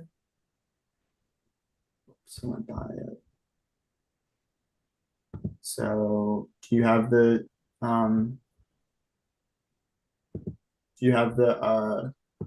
starting balance up?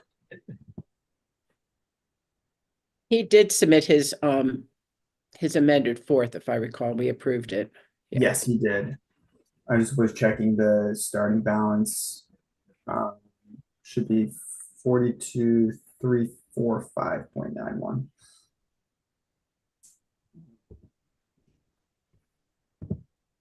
See here.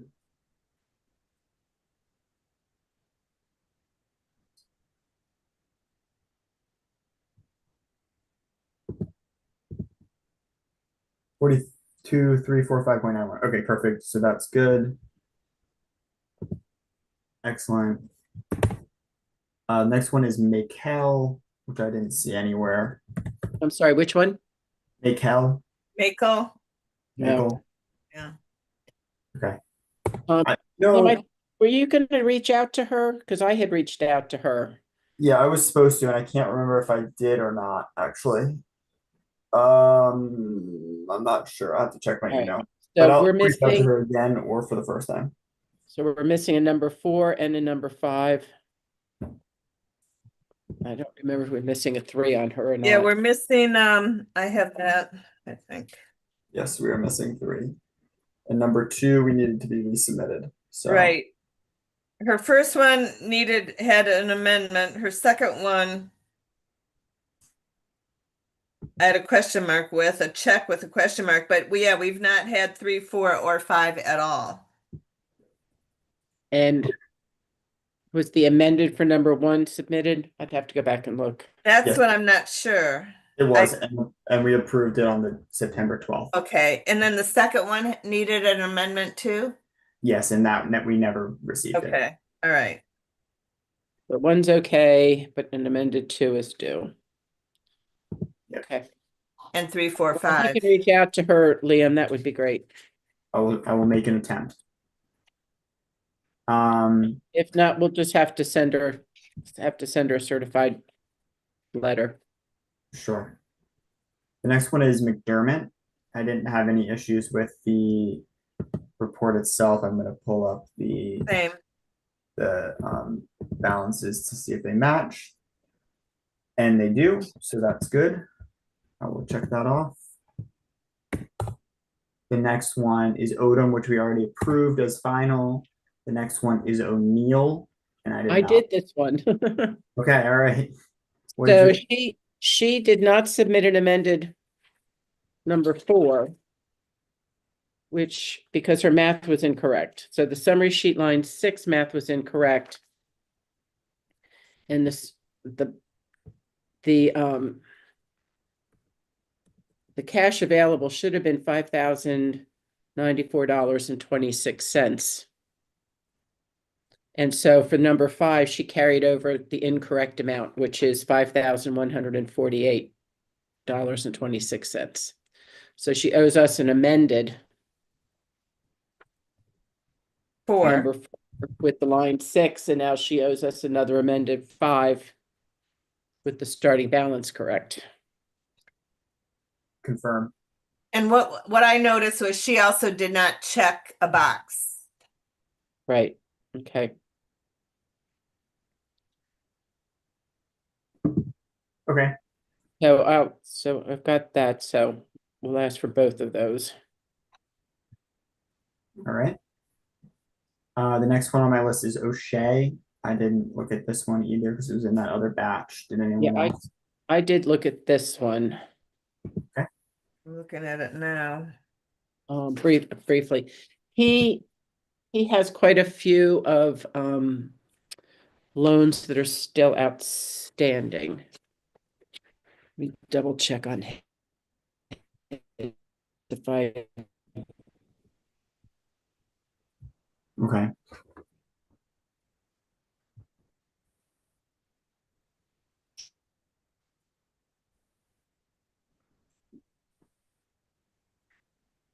These.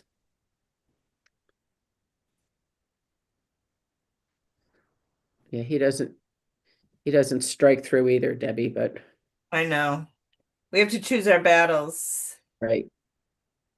His math looked okay on the Yeah, summary. because he does it with the spreadsheet.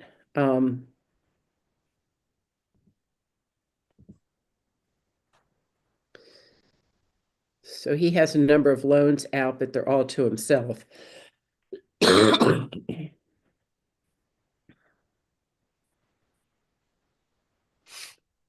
And that's a discussion we still need to finalize along with late fees of how we're going to handle loans being taken care of.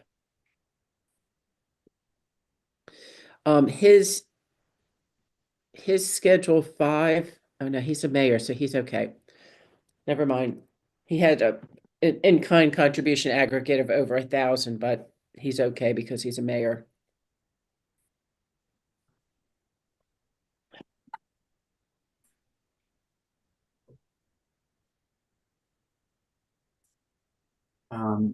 Looks okay to you, Liam?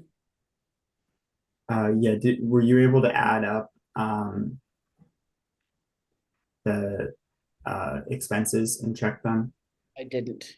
Yeah, I checked the just looked at the summary bottom sheet number. expenses, but also if he is doing a spreadsheet, it should add them, right?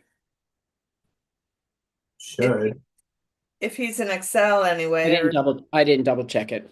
yeah, I mean, I eyeballed it. I did calculator on the summary sheet, but the forms I just eyeballed, but it again, you would think they'd be using an autofill, Yeah. auto Yes, calculate. it's possible that you didn't catch all the cells that you needed to sum.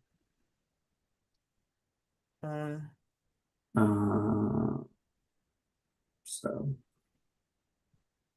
but this one is going quicker than the last one. So I'm doing this on my phone.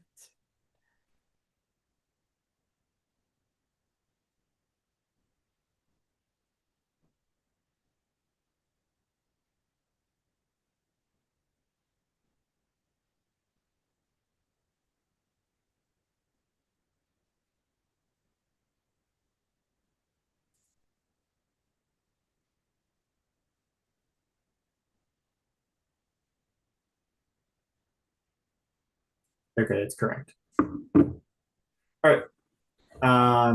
Eileen, did you check the starting balance on this one?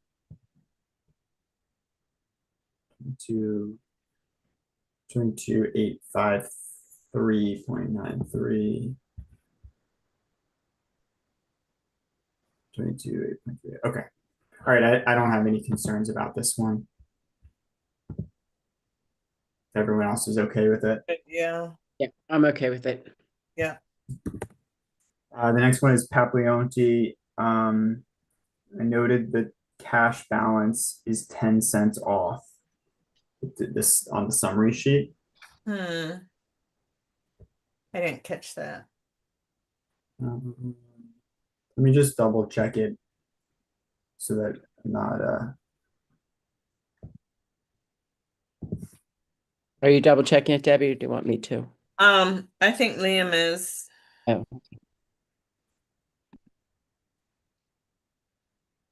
yeah, so the eight here, 8970.41 minus 586.47. It should be, yeah, it's 10 cents off on the ending cash balance based on the expenditures. so which one's right, the Does the expenditures add up okay? Yeah, the expenditures adds up to that number. I think it's just uh, Okay.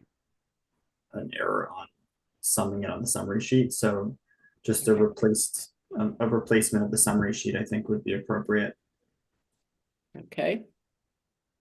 I'm sorry, what did we say about Odom? Odom, we had approved at our last meeting. She had Okay. submitted a final one. That's right. Okay. Okay, the next one is Pindell Charles. And this one she had submitted as final. I had Correct. some questions about it for everyone, maybe for discussion, perhaps. Debbie, did you review this one? I did. Eileen, did you have a chance to I review? briefly looked at it. I was confused because I'm pulling it up. I just so she had a I guess it's my question was on the outstanding on her payment, the forgiveness. Right? It sounded odd to waive an outstanding reimbursement, but then when I thought about it, I mean, you should be able to. Her hope was that it was a loan and she would get repaid potentially. But if that's not going to happen, then you are not going to get repaid. So you just waive the loan. It's not a loan anymore. It's an expense or a Well, gift. it's like what Buckley did when he forgave the balance. Yeah. I just Um, had to think about it, but I don't see I'm why you looking it up can't. again because I did have a question about it. did you ask me to pull it up again? Yeah, I'm looking it up because or if you can, It was that the last form.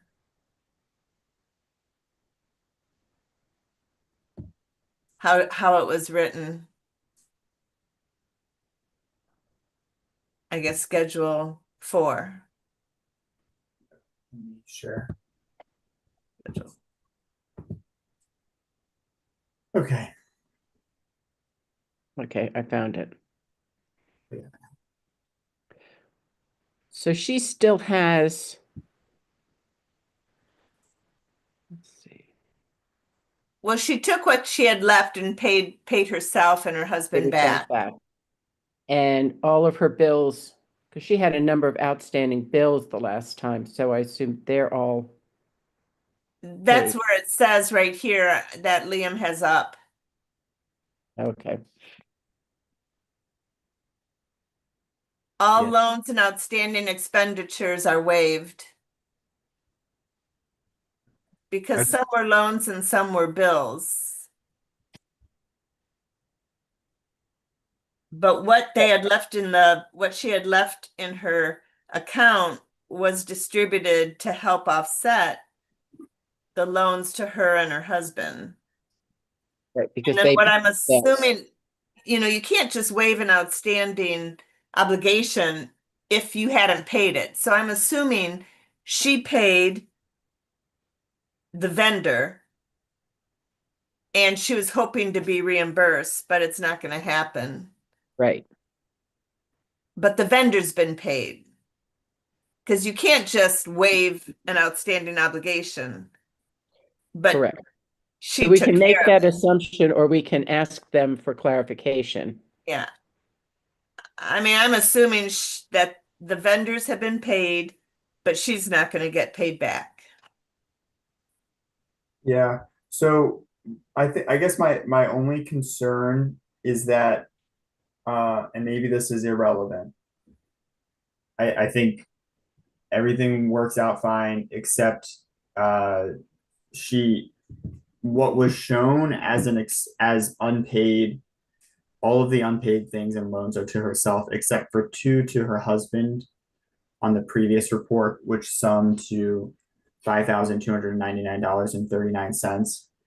And on this fifth report, she's paid $5,000.87 and 65 or $87.65 to Marvin Charles, which is not the full amount. And then she says at the bottom, all loans and outstanding expenditures waived by Rhonda Pindell Charles. I guess the question is like, I guess she can report that it was waived by the person that it was due to, which is Marvin. And if Marvin doesn't believe that, then Marvin can take that up with her. But That's her husband.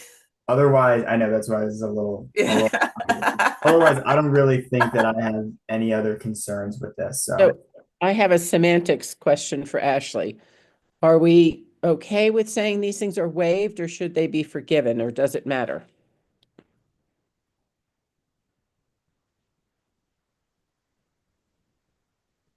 Yep, you're on Oh. mute. Forgiven, the difference between forgiven and waived, essentially. Right. I think probably waived is the better terminology if I was going to pick one. Because there's a requirement and you're essentially in your context, it would be a waiver of that requirement. Forgiven implies forgiven. I mean, I guess you could use forgiven, but I feel like waiver works better, to be honest. Okay. So you're okay with Yeah, you guys have the authority to waive things. And so that's my determined. second question is, in Buckley's case, we allowed the word forgiven. He did attach a letter, a signed letter. Is that something that we might want to ask Rhonda Pindell Charles to submit, or just by signing off on this, we're okay? Did you ask Mayor Buckley or former Mayor Buckley to submit it, They or did offered you? it. When I talked to him, they offered it, and I said, okay. Yeah, I mean, I guess if you didn't require it, so I don't know if you have to require it for Pintel Charles. I think Because the difference was, I mean, we used to have, the idea was if a loan was made by another person, and there was an agreement. Remember, we started asking for Yeah. agreement for loans. So if the loan was forgiven for another person, I think we would expect that person to say, yes, I've accepted that they're not going to pay me back. Yeah. But these are loans to themselves and to their spouse. So that seems like it would be not necessarily needed because they've signed the sheet, but I'm just double checking. Yeah, I mean, there is that difference. I think we should accept this as a final report. Yeah, I mean, because Everything's you're right, because accountable. like technically, if it's to themselves and they've reported it and signed off on it, then presumably that's okay. That's fine. I just wanted to, this is new territory for us. yeah, no. So, okay. All right. So we'll approve it. I think we should. Okay. Yeah, that's fine. Okay, and approve as final. So let me make that note as well. Okay, the next one I have is Savage, and I saw a bunch from Savage that were uploaded, and this is I know they went on forever. why were there so many? I didn't Yeah, get to because this one. he didn't owe us anything. It was every one of them. It was every one. There was like 5 of them. Was it just scanned multiple times and sent? Well, they were each different. They were each a different session, a different period. But I Yeah. didn't know why we were looking at them again. There maybe something earlier on changed in the balance, and then he wanted to resubmit them. So I think let's do our due diligence here and compare against what was submitted for those early ones. Yeah, so the starting balance that he has here is $10 off. Wait a second. That's sorry. Which one are you looking at? I'm looking at the first one that he's submitted here. This is 6/26 to 6/30/2024. And so I don't have this one because this one predates. Well, that's me, not but one that we need. That's an old one. That's from last year. It's I know, 24. I know, but what I'm thinking is he Something might have- he resubmitted it and signed it 11/25/25. So I think he's saying that there's something that's changed that was missed. Right, because he What- submitted every one since then. I wish they would say Yeah, did he state? I mean, why are we looking at this? Yeah. So I don't see. we have to figure out what the change is from the last one. What I did notice on some of them, like on two of them, so he pays his own, he gifts the $35 a month fee for one of his computer services. Sometimes he has that listed on Form 5 in kind, and sometimes it's only on the summary page. That's all I noticed in looking at them was this $35 kept popping up. Okay, but I think we need to figure out. So Why- I think I may have found what's changing here, and let me look at another one. I think one of the early ones, there's a 90-cent difference that needed to be carried all the way through. That was discovered probably at some point in time. So I'm just checking to see if that's carried on these other ones as well. And it is. That's 1 second. That one is more than just 90 cents, but But I guess I'm wondering, why is the first report, what's the correction that he made from last year? so I believe there's a 90. So the 90 cents is there.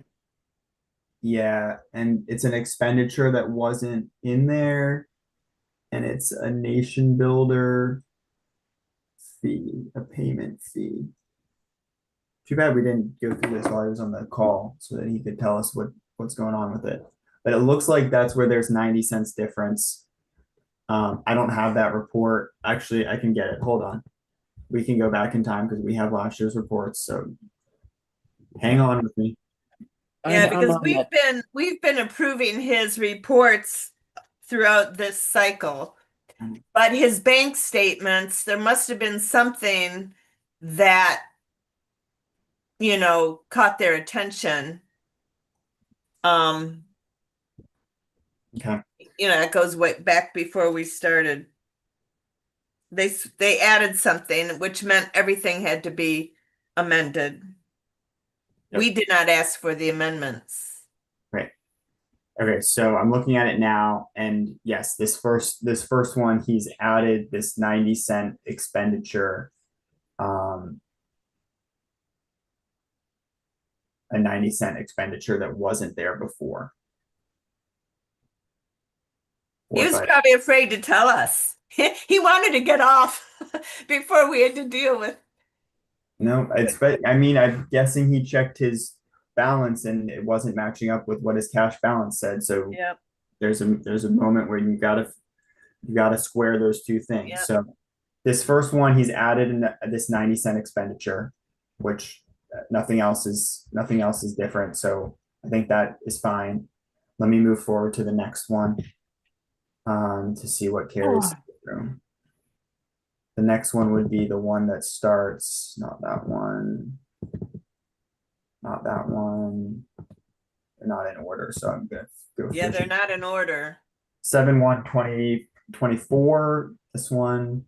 So let's compare this. I gotta go back to 2025 on the page. All right, let's see.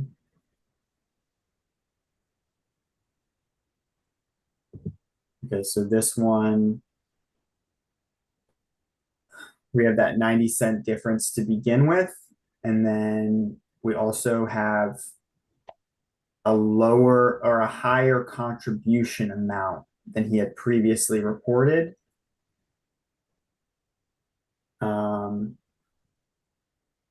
So, okay. Yeah, the contribution amount is higher by 100 and looks like $15.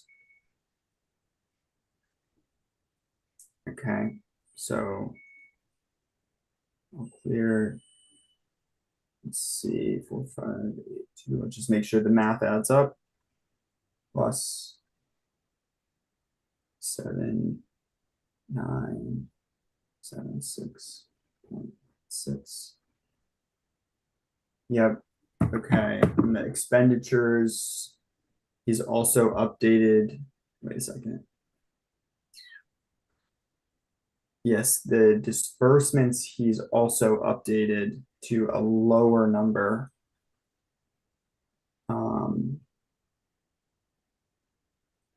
Okay.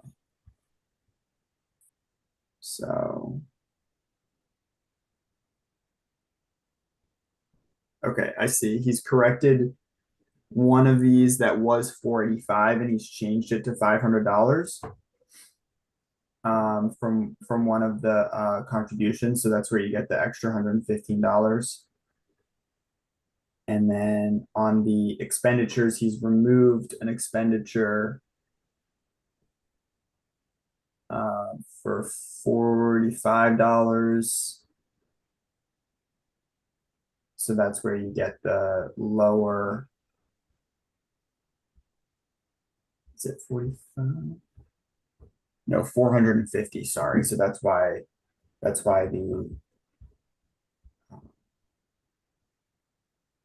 the expenditures are less by 450, and that all matches up with the prior numbers. So the cash balance then, let's make sure that adds up, 550.83, 72,049. Okay, 2 of these down. All right, let's keep going. Next one starts 818. This one? Yes, 818.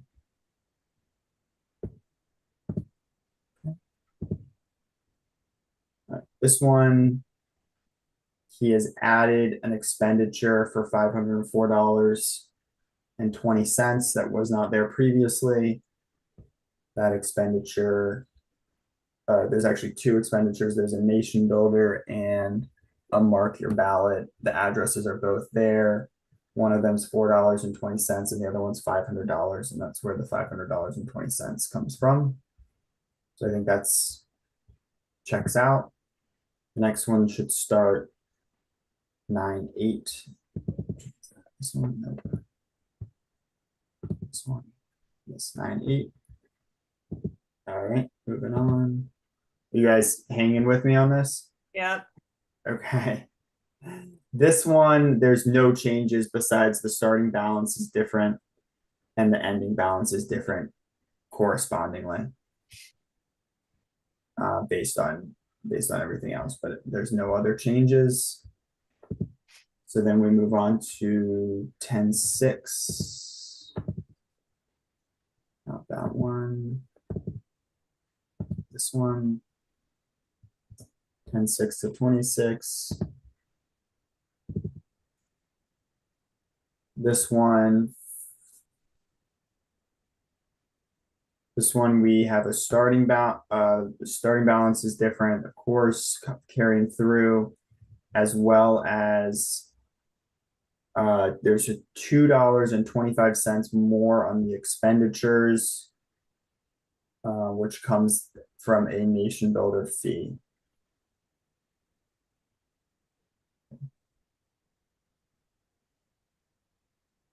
So that's reported. And now moving on to the last one, which is the current one. If I can find it.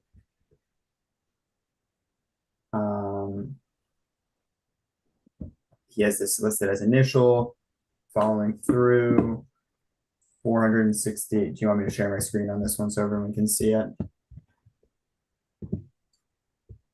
Thanks for bearing with me, everybody, but I think we have checked those others out. Thanks for doing the work. Yeah. Okay. So this one, 2653.04 plus 468. That's correct. Minus 19, oops, 1945. Somebody's gonna love watching this back later No. on YouTube. All right. The summary sheet, that math works. Looks like we've got addresses for everybody. And that's giving a contribution. And they sum to be 468. That's correct. Okay. And then the expenditures, each of those are correct, and they add the 1945, and that's correct as well. There's no in-kind contribution, so I think looks correct to me. So I think we should approve all of these, the amended ones, as well as this new one. Anybody have an issue? So just to recap, so we're actually approving an amended for 626 to 63024, and the amended 1, 2, and 3, and 4, and then the initial number 5, correct? Yes. Yes. Okay.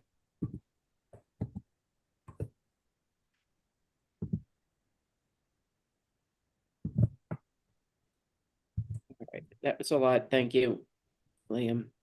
Yes.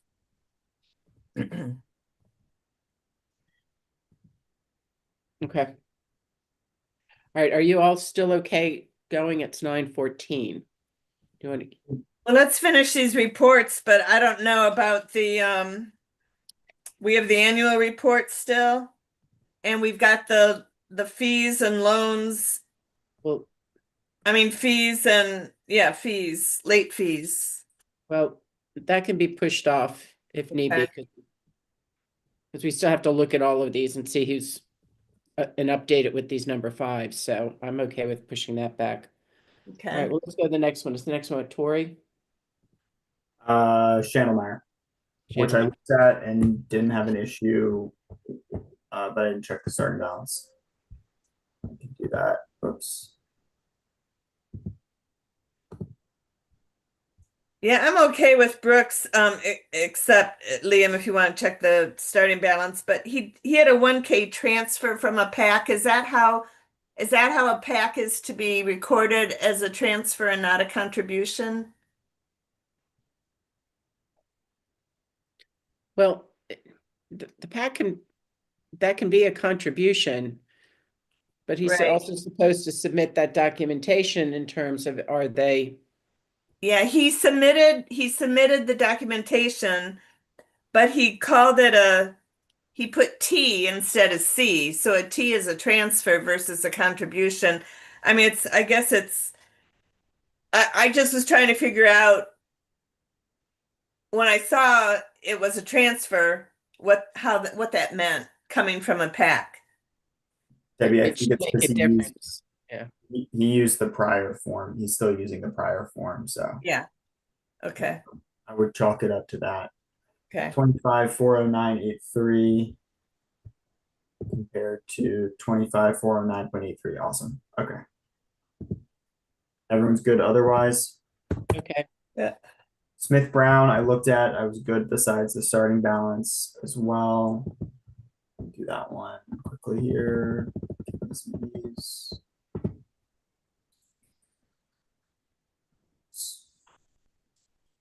I was good with him too.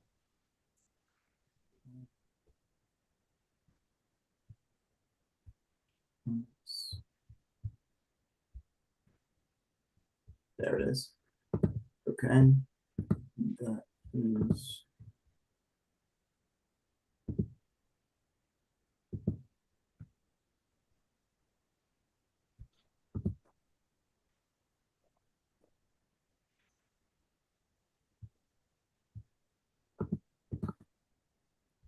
Okay, 1194.73.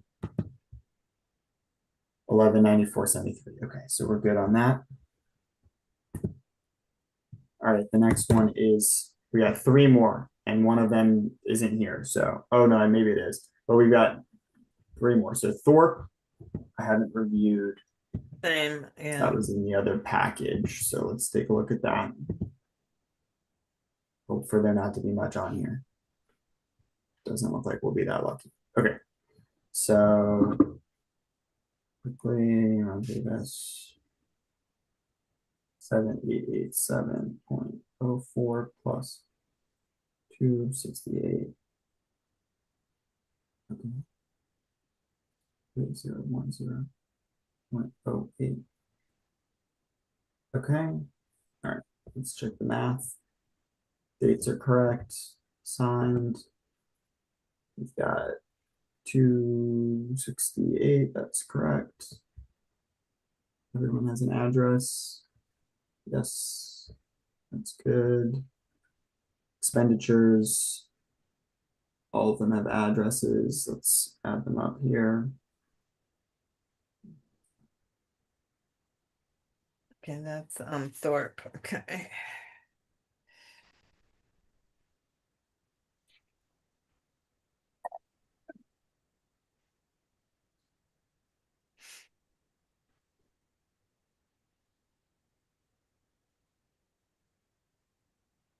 Oops.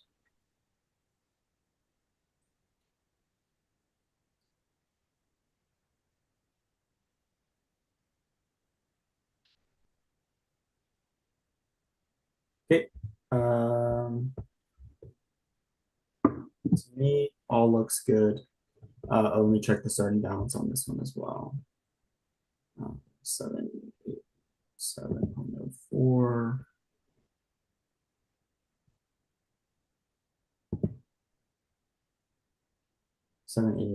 Okay, so all good there. I have no issues. Anybody else have issues with that one? No, All right, next one is Tori. Did she submit one? No, I don't see one I from didn't see- Tori. So she, is she done? well, I don't. Oh She no, hasn't amended. yeah, she's gonna have a huge bill. So number 4 was submitted late, Yep. but we haven't looked at that one. I haven't looked at that one. And then I don't see where we have a number 5 for her. Yeah, we did look at number 4, and we looked at it on the Oh, at the 20th, last meeting. and we asked for it to be resubmitted. Right. And I don't see it 1 from 5, so Yeah, I don't see a 5. unless the 4th one was meant to be a final.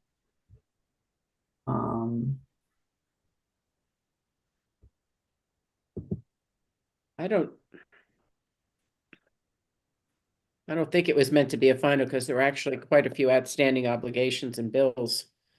Yep. Okay. All Great. right.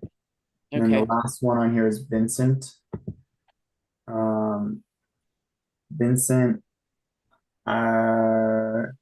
He owed us an amended for number 4. yes, and there's 2 in the Yeah, there's 2 there. And he just needed to put the outstanding obligations from Schedule 4 onto the summary sheet. Okay, I noticed that something didn't add up correctly on that one. So let me open that up. This is, yeah. So I had that the contributions didn't add up correctly on this one. His 5th one on number 5. No, on the fourth one, on the amended one, which is weird because I thought we had looked at that and we didn't have an issue with it. So now I was a little confused.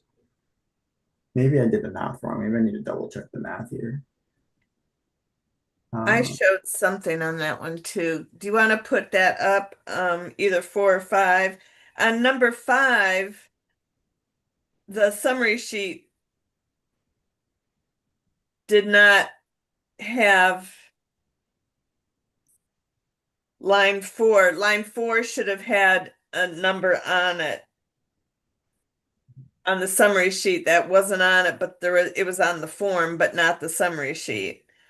But on the amended one, I didn't see. I think I might have done the math wrong because we had looked at this Right. previously and we didn't have issues. So I'm wondering if I just did the math wrong here.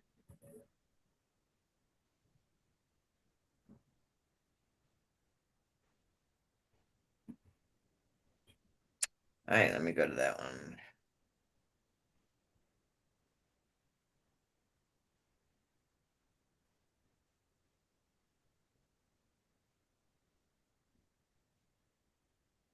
No, weirdly. Oh, okay. I see what it is. He flipped the aggregate and the amount columns, Hmm.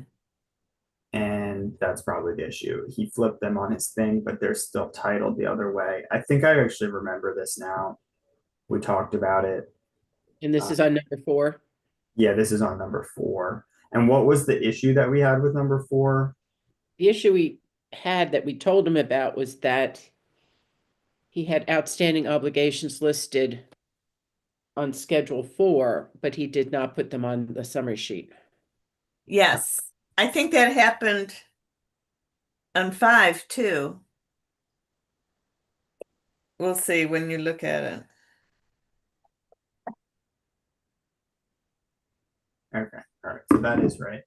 All right, so on 4, we were looking for the outstanding obligations to be listed properly, which I see there, and let's get down to it.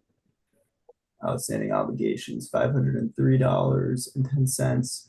Yeah, so it looks like he has done that, and that's right. He had listed them before, but they weren't on the summary sheet. Okay, so that is That's that is okay. correct. All right, so I think we can check off the amended 4.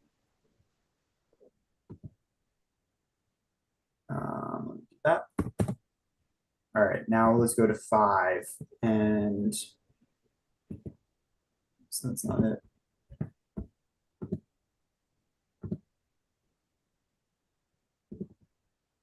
So this one, dates are right. Debbie, what did you say your issue was with this one? I showed that there was a figure of 1188.36 that on my notes I put the summary sheet did not have on line 4. Is line 4 empty on his 5th report summary sheet? No, it's not empty, but I can see what you're saying. The math is wrong here. He put the same number as the total cash available, even though there are here. I'll share my screen here. Yeah, there's something was not. I did the calculation Yeah. and it was just written wrong, I guess. Yeah. So this line 4 doesn't take into account any change for this. Right, with adding the 145.70. So it should be 1188.36 on line 4. And so the summary sheet needs to be redone. Yep. I'm seeing what you're saying.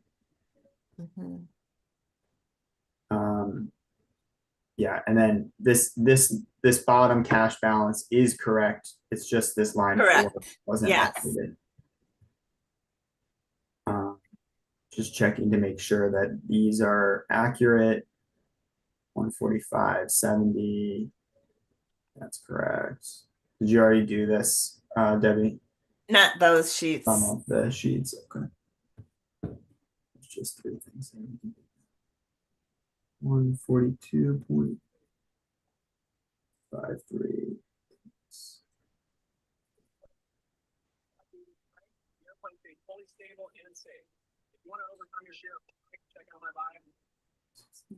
Okay, that's correct. And then this is going to be a big thing. Let me stop my share again.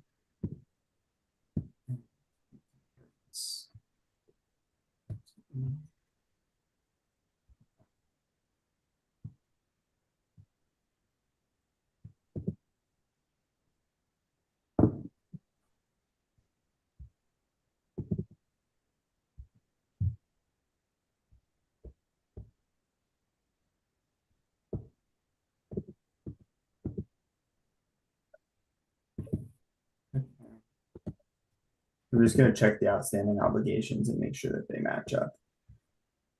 Which I'm guessing they do because he's got, I just want to make sure. So where does this end with something on 1028 from Dollar General? 1028 from Dollar General. Okay. So then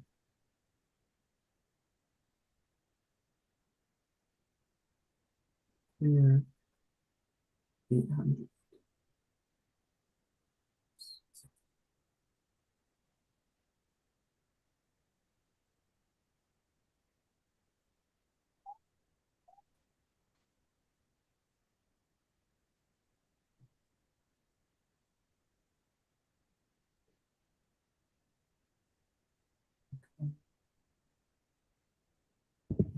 Two.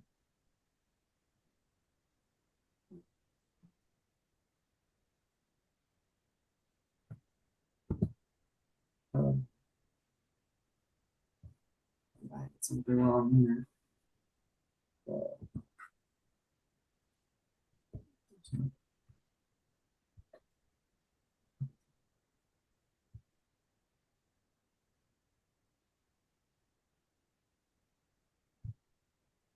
One, two, 6, 7, 8, 10, 11, 12.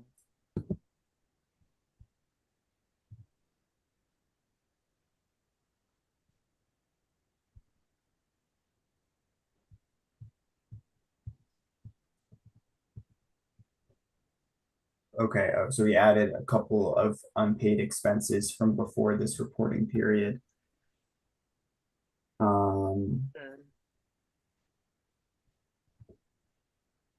From the fourth reporting period? Yeah, yeah. So Rawls, Safeway, Giant, Rawls, Walgreens, right? So there's a Walgreens bill that wasn't there.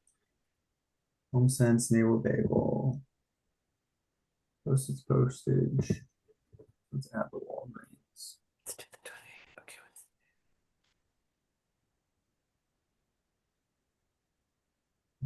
One. And I think this, oops. Postage. Selling in software, so that is.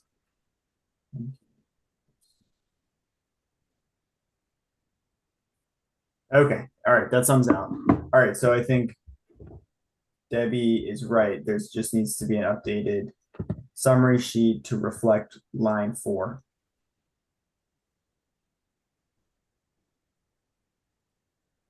Okay. This is on Vincent. This is Yeah. on Vincent.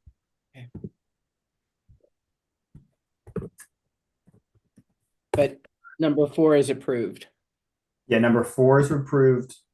Number 5 is a resubmit. Okay. Mhm. I'm just trying to do the final tally here.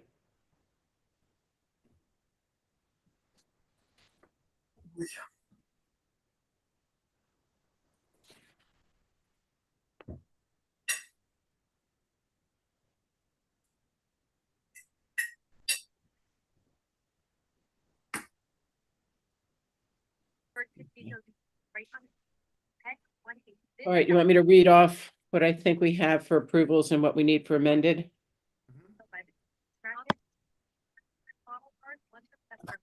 Yes, ma'am. So we got this right. I kept my notes correct. All right, it looks like we approved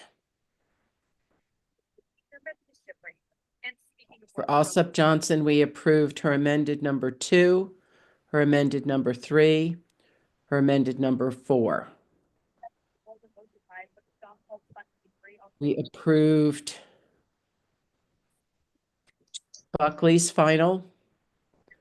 We approved Conti. We approved Kunha. We approved Dye. So these are all approvals for number 5s. Yes. We approved Gallagher. We approved Huntley, Littman, McDermott, O'Shea, Kindell Charles, and that's also a final. And then for Savage, we approved the 6/26 to 6/30/2024, along with his amended 1, 2, 3, and 4. And we approved number 5.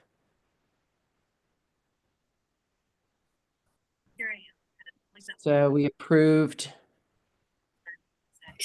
Andemeyer's number 5, we approved Smith Brown's number 5, and we approved Thorpe's number 5.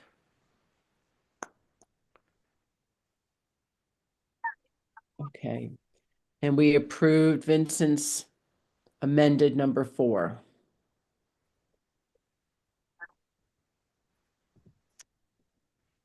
And so if I'm looking at this, we still need to get amended One more there. One more approved was Creek's number 4. numbers. Okay. I thought. So we did approve it. I have it that it was amended, checking the write-up. So you did that, okay. Yep. But his number 5 is needed.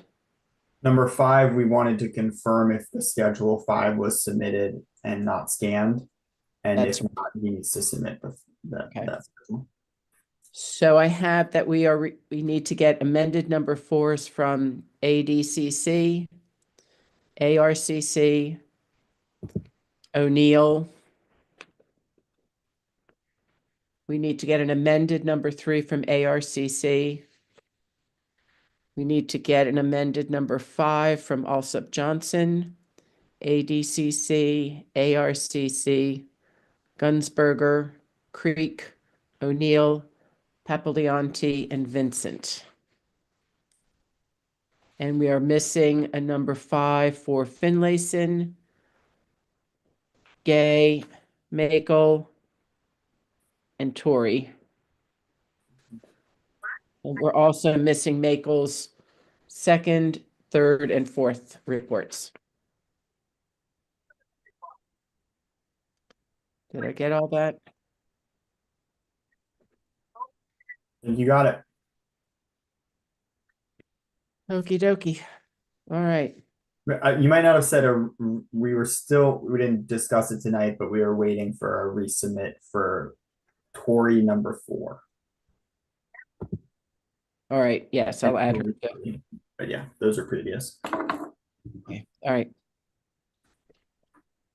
All right. So can I have a motion to approve what I just said? So moved. Second, All in favor? aye. Aye.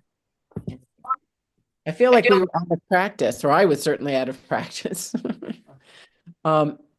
If you're up for it, we could kind of move quickly if you think we need to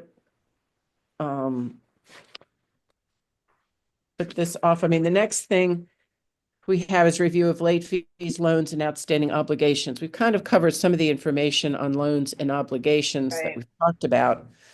And I think, if I recall from previous discussions, we had said that we were going to let the loans and outstanding obligations carry over up until July 1. Is Yeah. that your understanding also? Yes. Okay, so we weren't going to. All right, and then as far as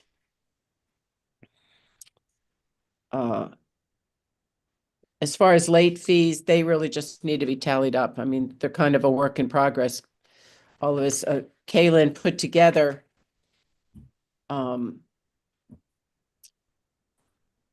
list,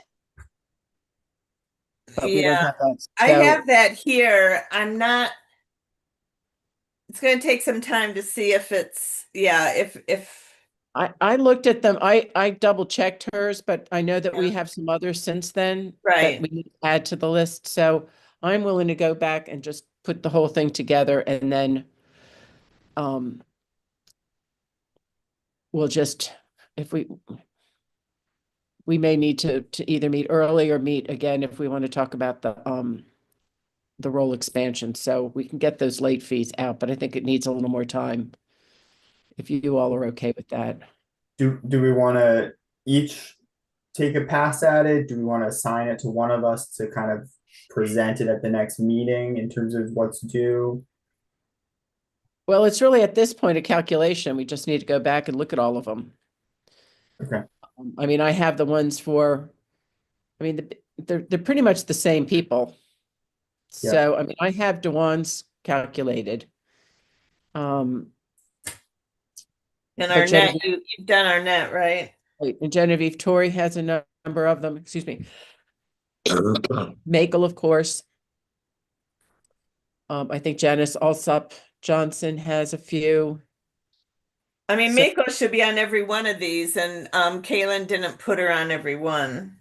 Right. So it's really about 5 people, but some of those 5 people might have multiples. Yeah. So I'm willing to go ahead and do a look at it, and then I can we can send be it out and good. see if it can if we can double check it. And maybe even Kaylin, if she's available, can even double check it. I think that's a good idea. I would love to send out, I think we were planning on sending out a letter or a note or email that said, if you have outstanding loans at the next reporting period that are not paid, there you have to do that. And I think it would be helpful if that letter also included something to say that will be if you haven't paid your late fees, then we'll be letting you know what your late fees are, just so that, because by the time we get to this, and I know we're volunteers and we can only do so much in a night, but I think we should remind people that they may have late fees coming, and that otherwise they're going to be thinking, well, this was months ago, and now you're just telling me. I think if we send out a letter that says we're still processing late fees from the election cycle, then it helps people be less surprised. I agree. This is, some of these are going on and adding up, and I think it's going to be a shock to some people. So, I would feel much better about them getting a heads up that they're going to have, that this is coming. Right. Well, I mean, it's pretty cut and dry as far as the ones that we know. And I mean, as Kaylin has, it was due this date and it wasn't. So we can even just list that for everybody and just say, this was 10 days late, and they can do the calculation themselves even. But well, let me take a look at it, and then I'll touch base Right, with. because for the 5th marking period, I have 5 people who did not submit. So, that's Tori, Makel, Arnett. Oh no, Arnett's done. Gay and Finlayson. Right. So those 4 people are already 19, 18, 17 days late. All right. So we'll send out this letter. Okay. Anything else on that for right now? No. All right. Next item on the agenda is the annual report. which I know I sent out late to you all. I put in more than needed, I probably. I but, know. but- I was Well, trying I to mean, we read want it. to thank you all. We did 25 meetings I know. Oh. this past year. So I literally basically summarized all the minutes. And part of my rationale was, it's kind of what we've done in the past, but my rationale also kind of was to let people know how much was involved. And this might also be a good, report, hopefully for the city council members, particularly the new ones, to read and get an understanding of how much is involved. I do believe Regina, it's due what, January's 15th? Yes, it's due January 15th. It'll probably go to the council in February. And we're meeting on the 15th, so if you all want, could we defer it to the 15th, Regina, so they can review it, and then we'll just submit it that same day? That's fine. Yeah, I'm gonna have to miss that meeting on the 15th. Okay. I'm gone from the 9th to the 21st, maybe the morning of the 22nd. If we move it to the 22nd, I could probably manage it if I don't have jet lag. But yeah, the 15th, just the way the month is set up with 5 Thursdays. Okay. Well, can I just say at this point, you guys really shouldn't change your meeting. The city council just passed the standing committee meeting assignments, and they get first preference for meeting dates and times. So right now, we're not moving anyone until they firm their dates. It's fine. But I'll let you know as soon as they do it. They were working on it. It passed today, so they were working on some of the dates after our meeting today. So we can consider changing after that. If not, Yeah, you can give it until we come back from the holiday, just to see where the committee chairs want to meet. Because now that we have more council members that work during the day, some of their meetings are going to be in the evening. all right. I mean, so I we'll- can give you feedback if you want to meet on the 15th. The two of you. Well, if we have to. All right, well, if we do meet on the 15th, then you can give us feedback and we can compile that into the meeting. If there's other opportunities available, if we were to change the meeting.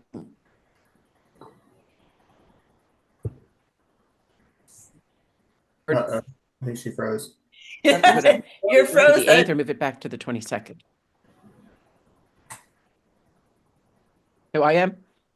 You were frozen for a moment, now you're back. Okay. I think we're all on the same page that we'll figure out how to approve this in time. I personally have scanned it and I don't have any issues. So if you want to just approve it tonight. Yeah, I did too. It was dinner time reading, and you did great, Eileen. I mean, Well, I You like I said, I captured- literally just condensed the minutes, yeah, so. but you captured the essence, and I think it is a good overview for a new person on our group or on the council. So, Do you guys want to just approve it tonight? do I have a motion to approve it tonight with the second? Yeah, I move that we approve the draft of the annual report for Second. 2025. Second, okay, all in favor? Aye. Aye, all right. Awesome. All right, we're winding down business, so we'll get the information out for the campaign fund reports and also for the legislation. And any other items of discussion? No, thank you. All right, well, thank you for your patience. So can I have a motion to adjourn? No, we don't want to. I'll move I move- to. Oh, you do this one, Debbie. I've been. I moving. move that we adjourn at 9:46. Second. All right, all in favor? Aye. Aye.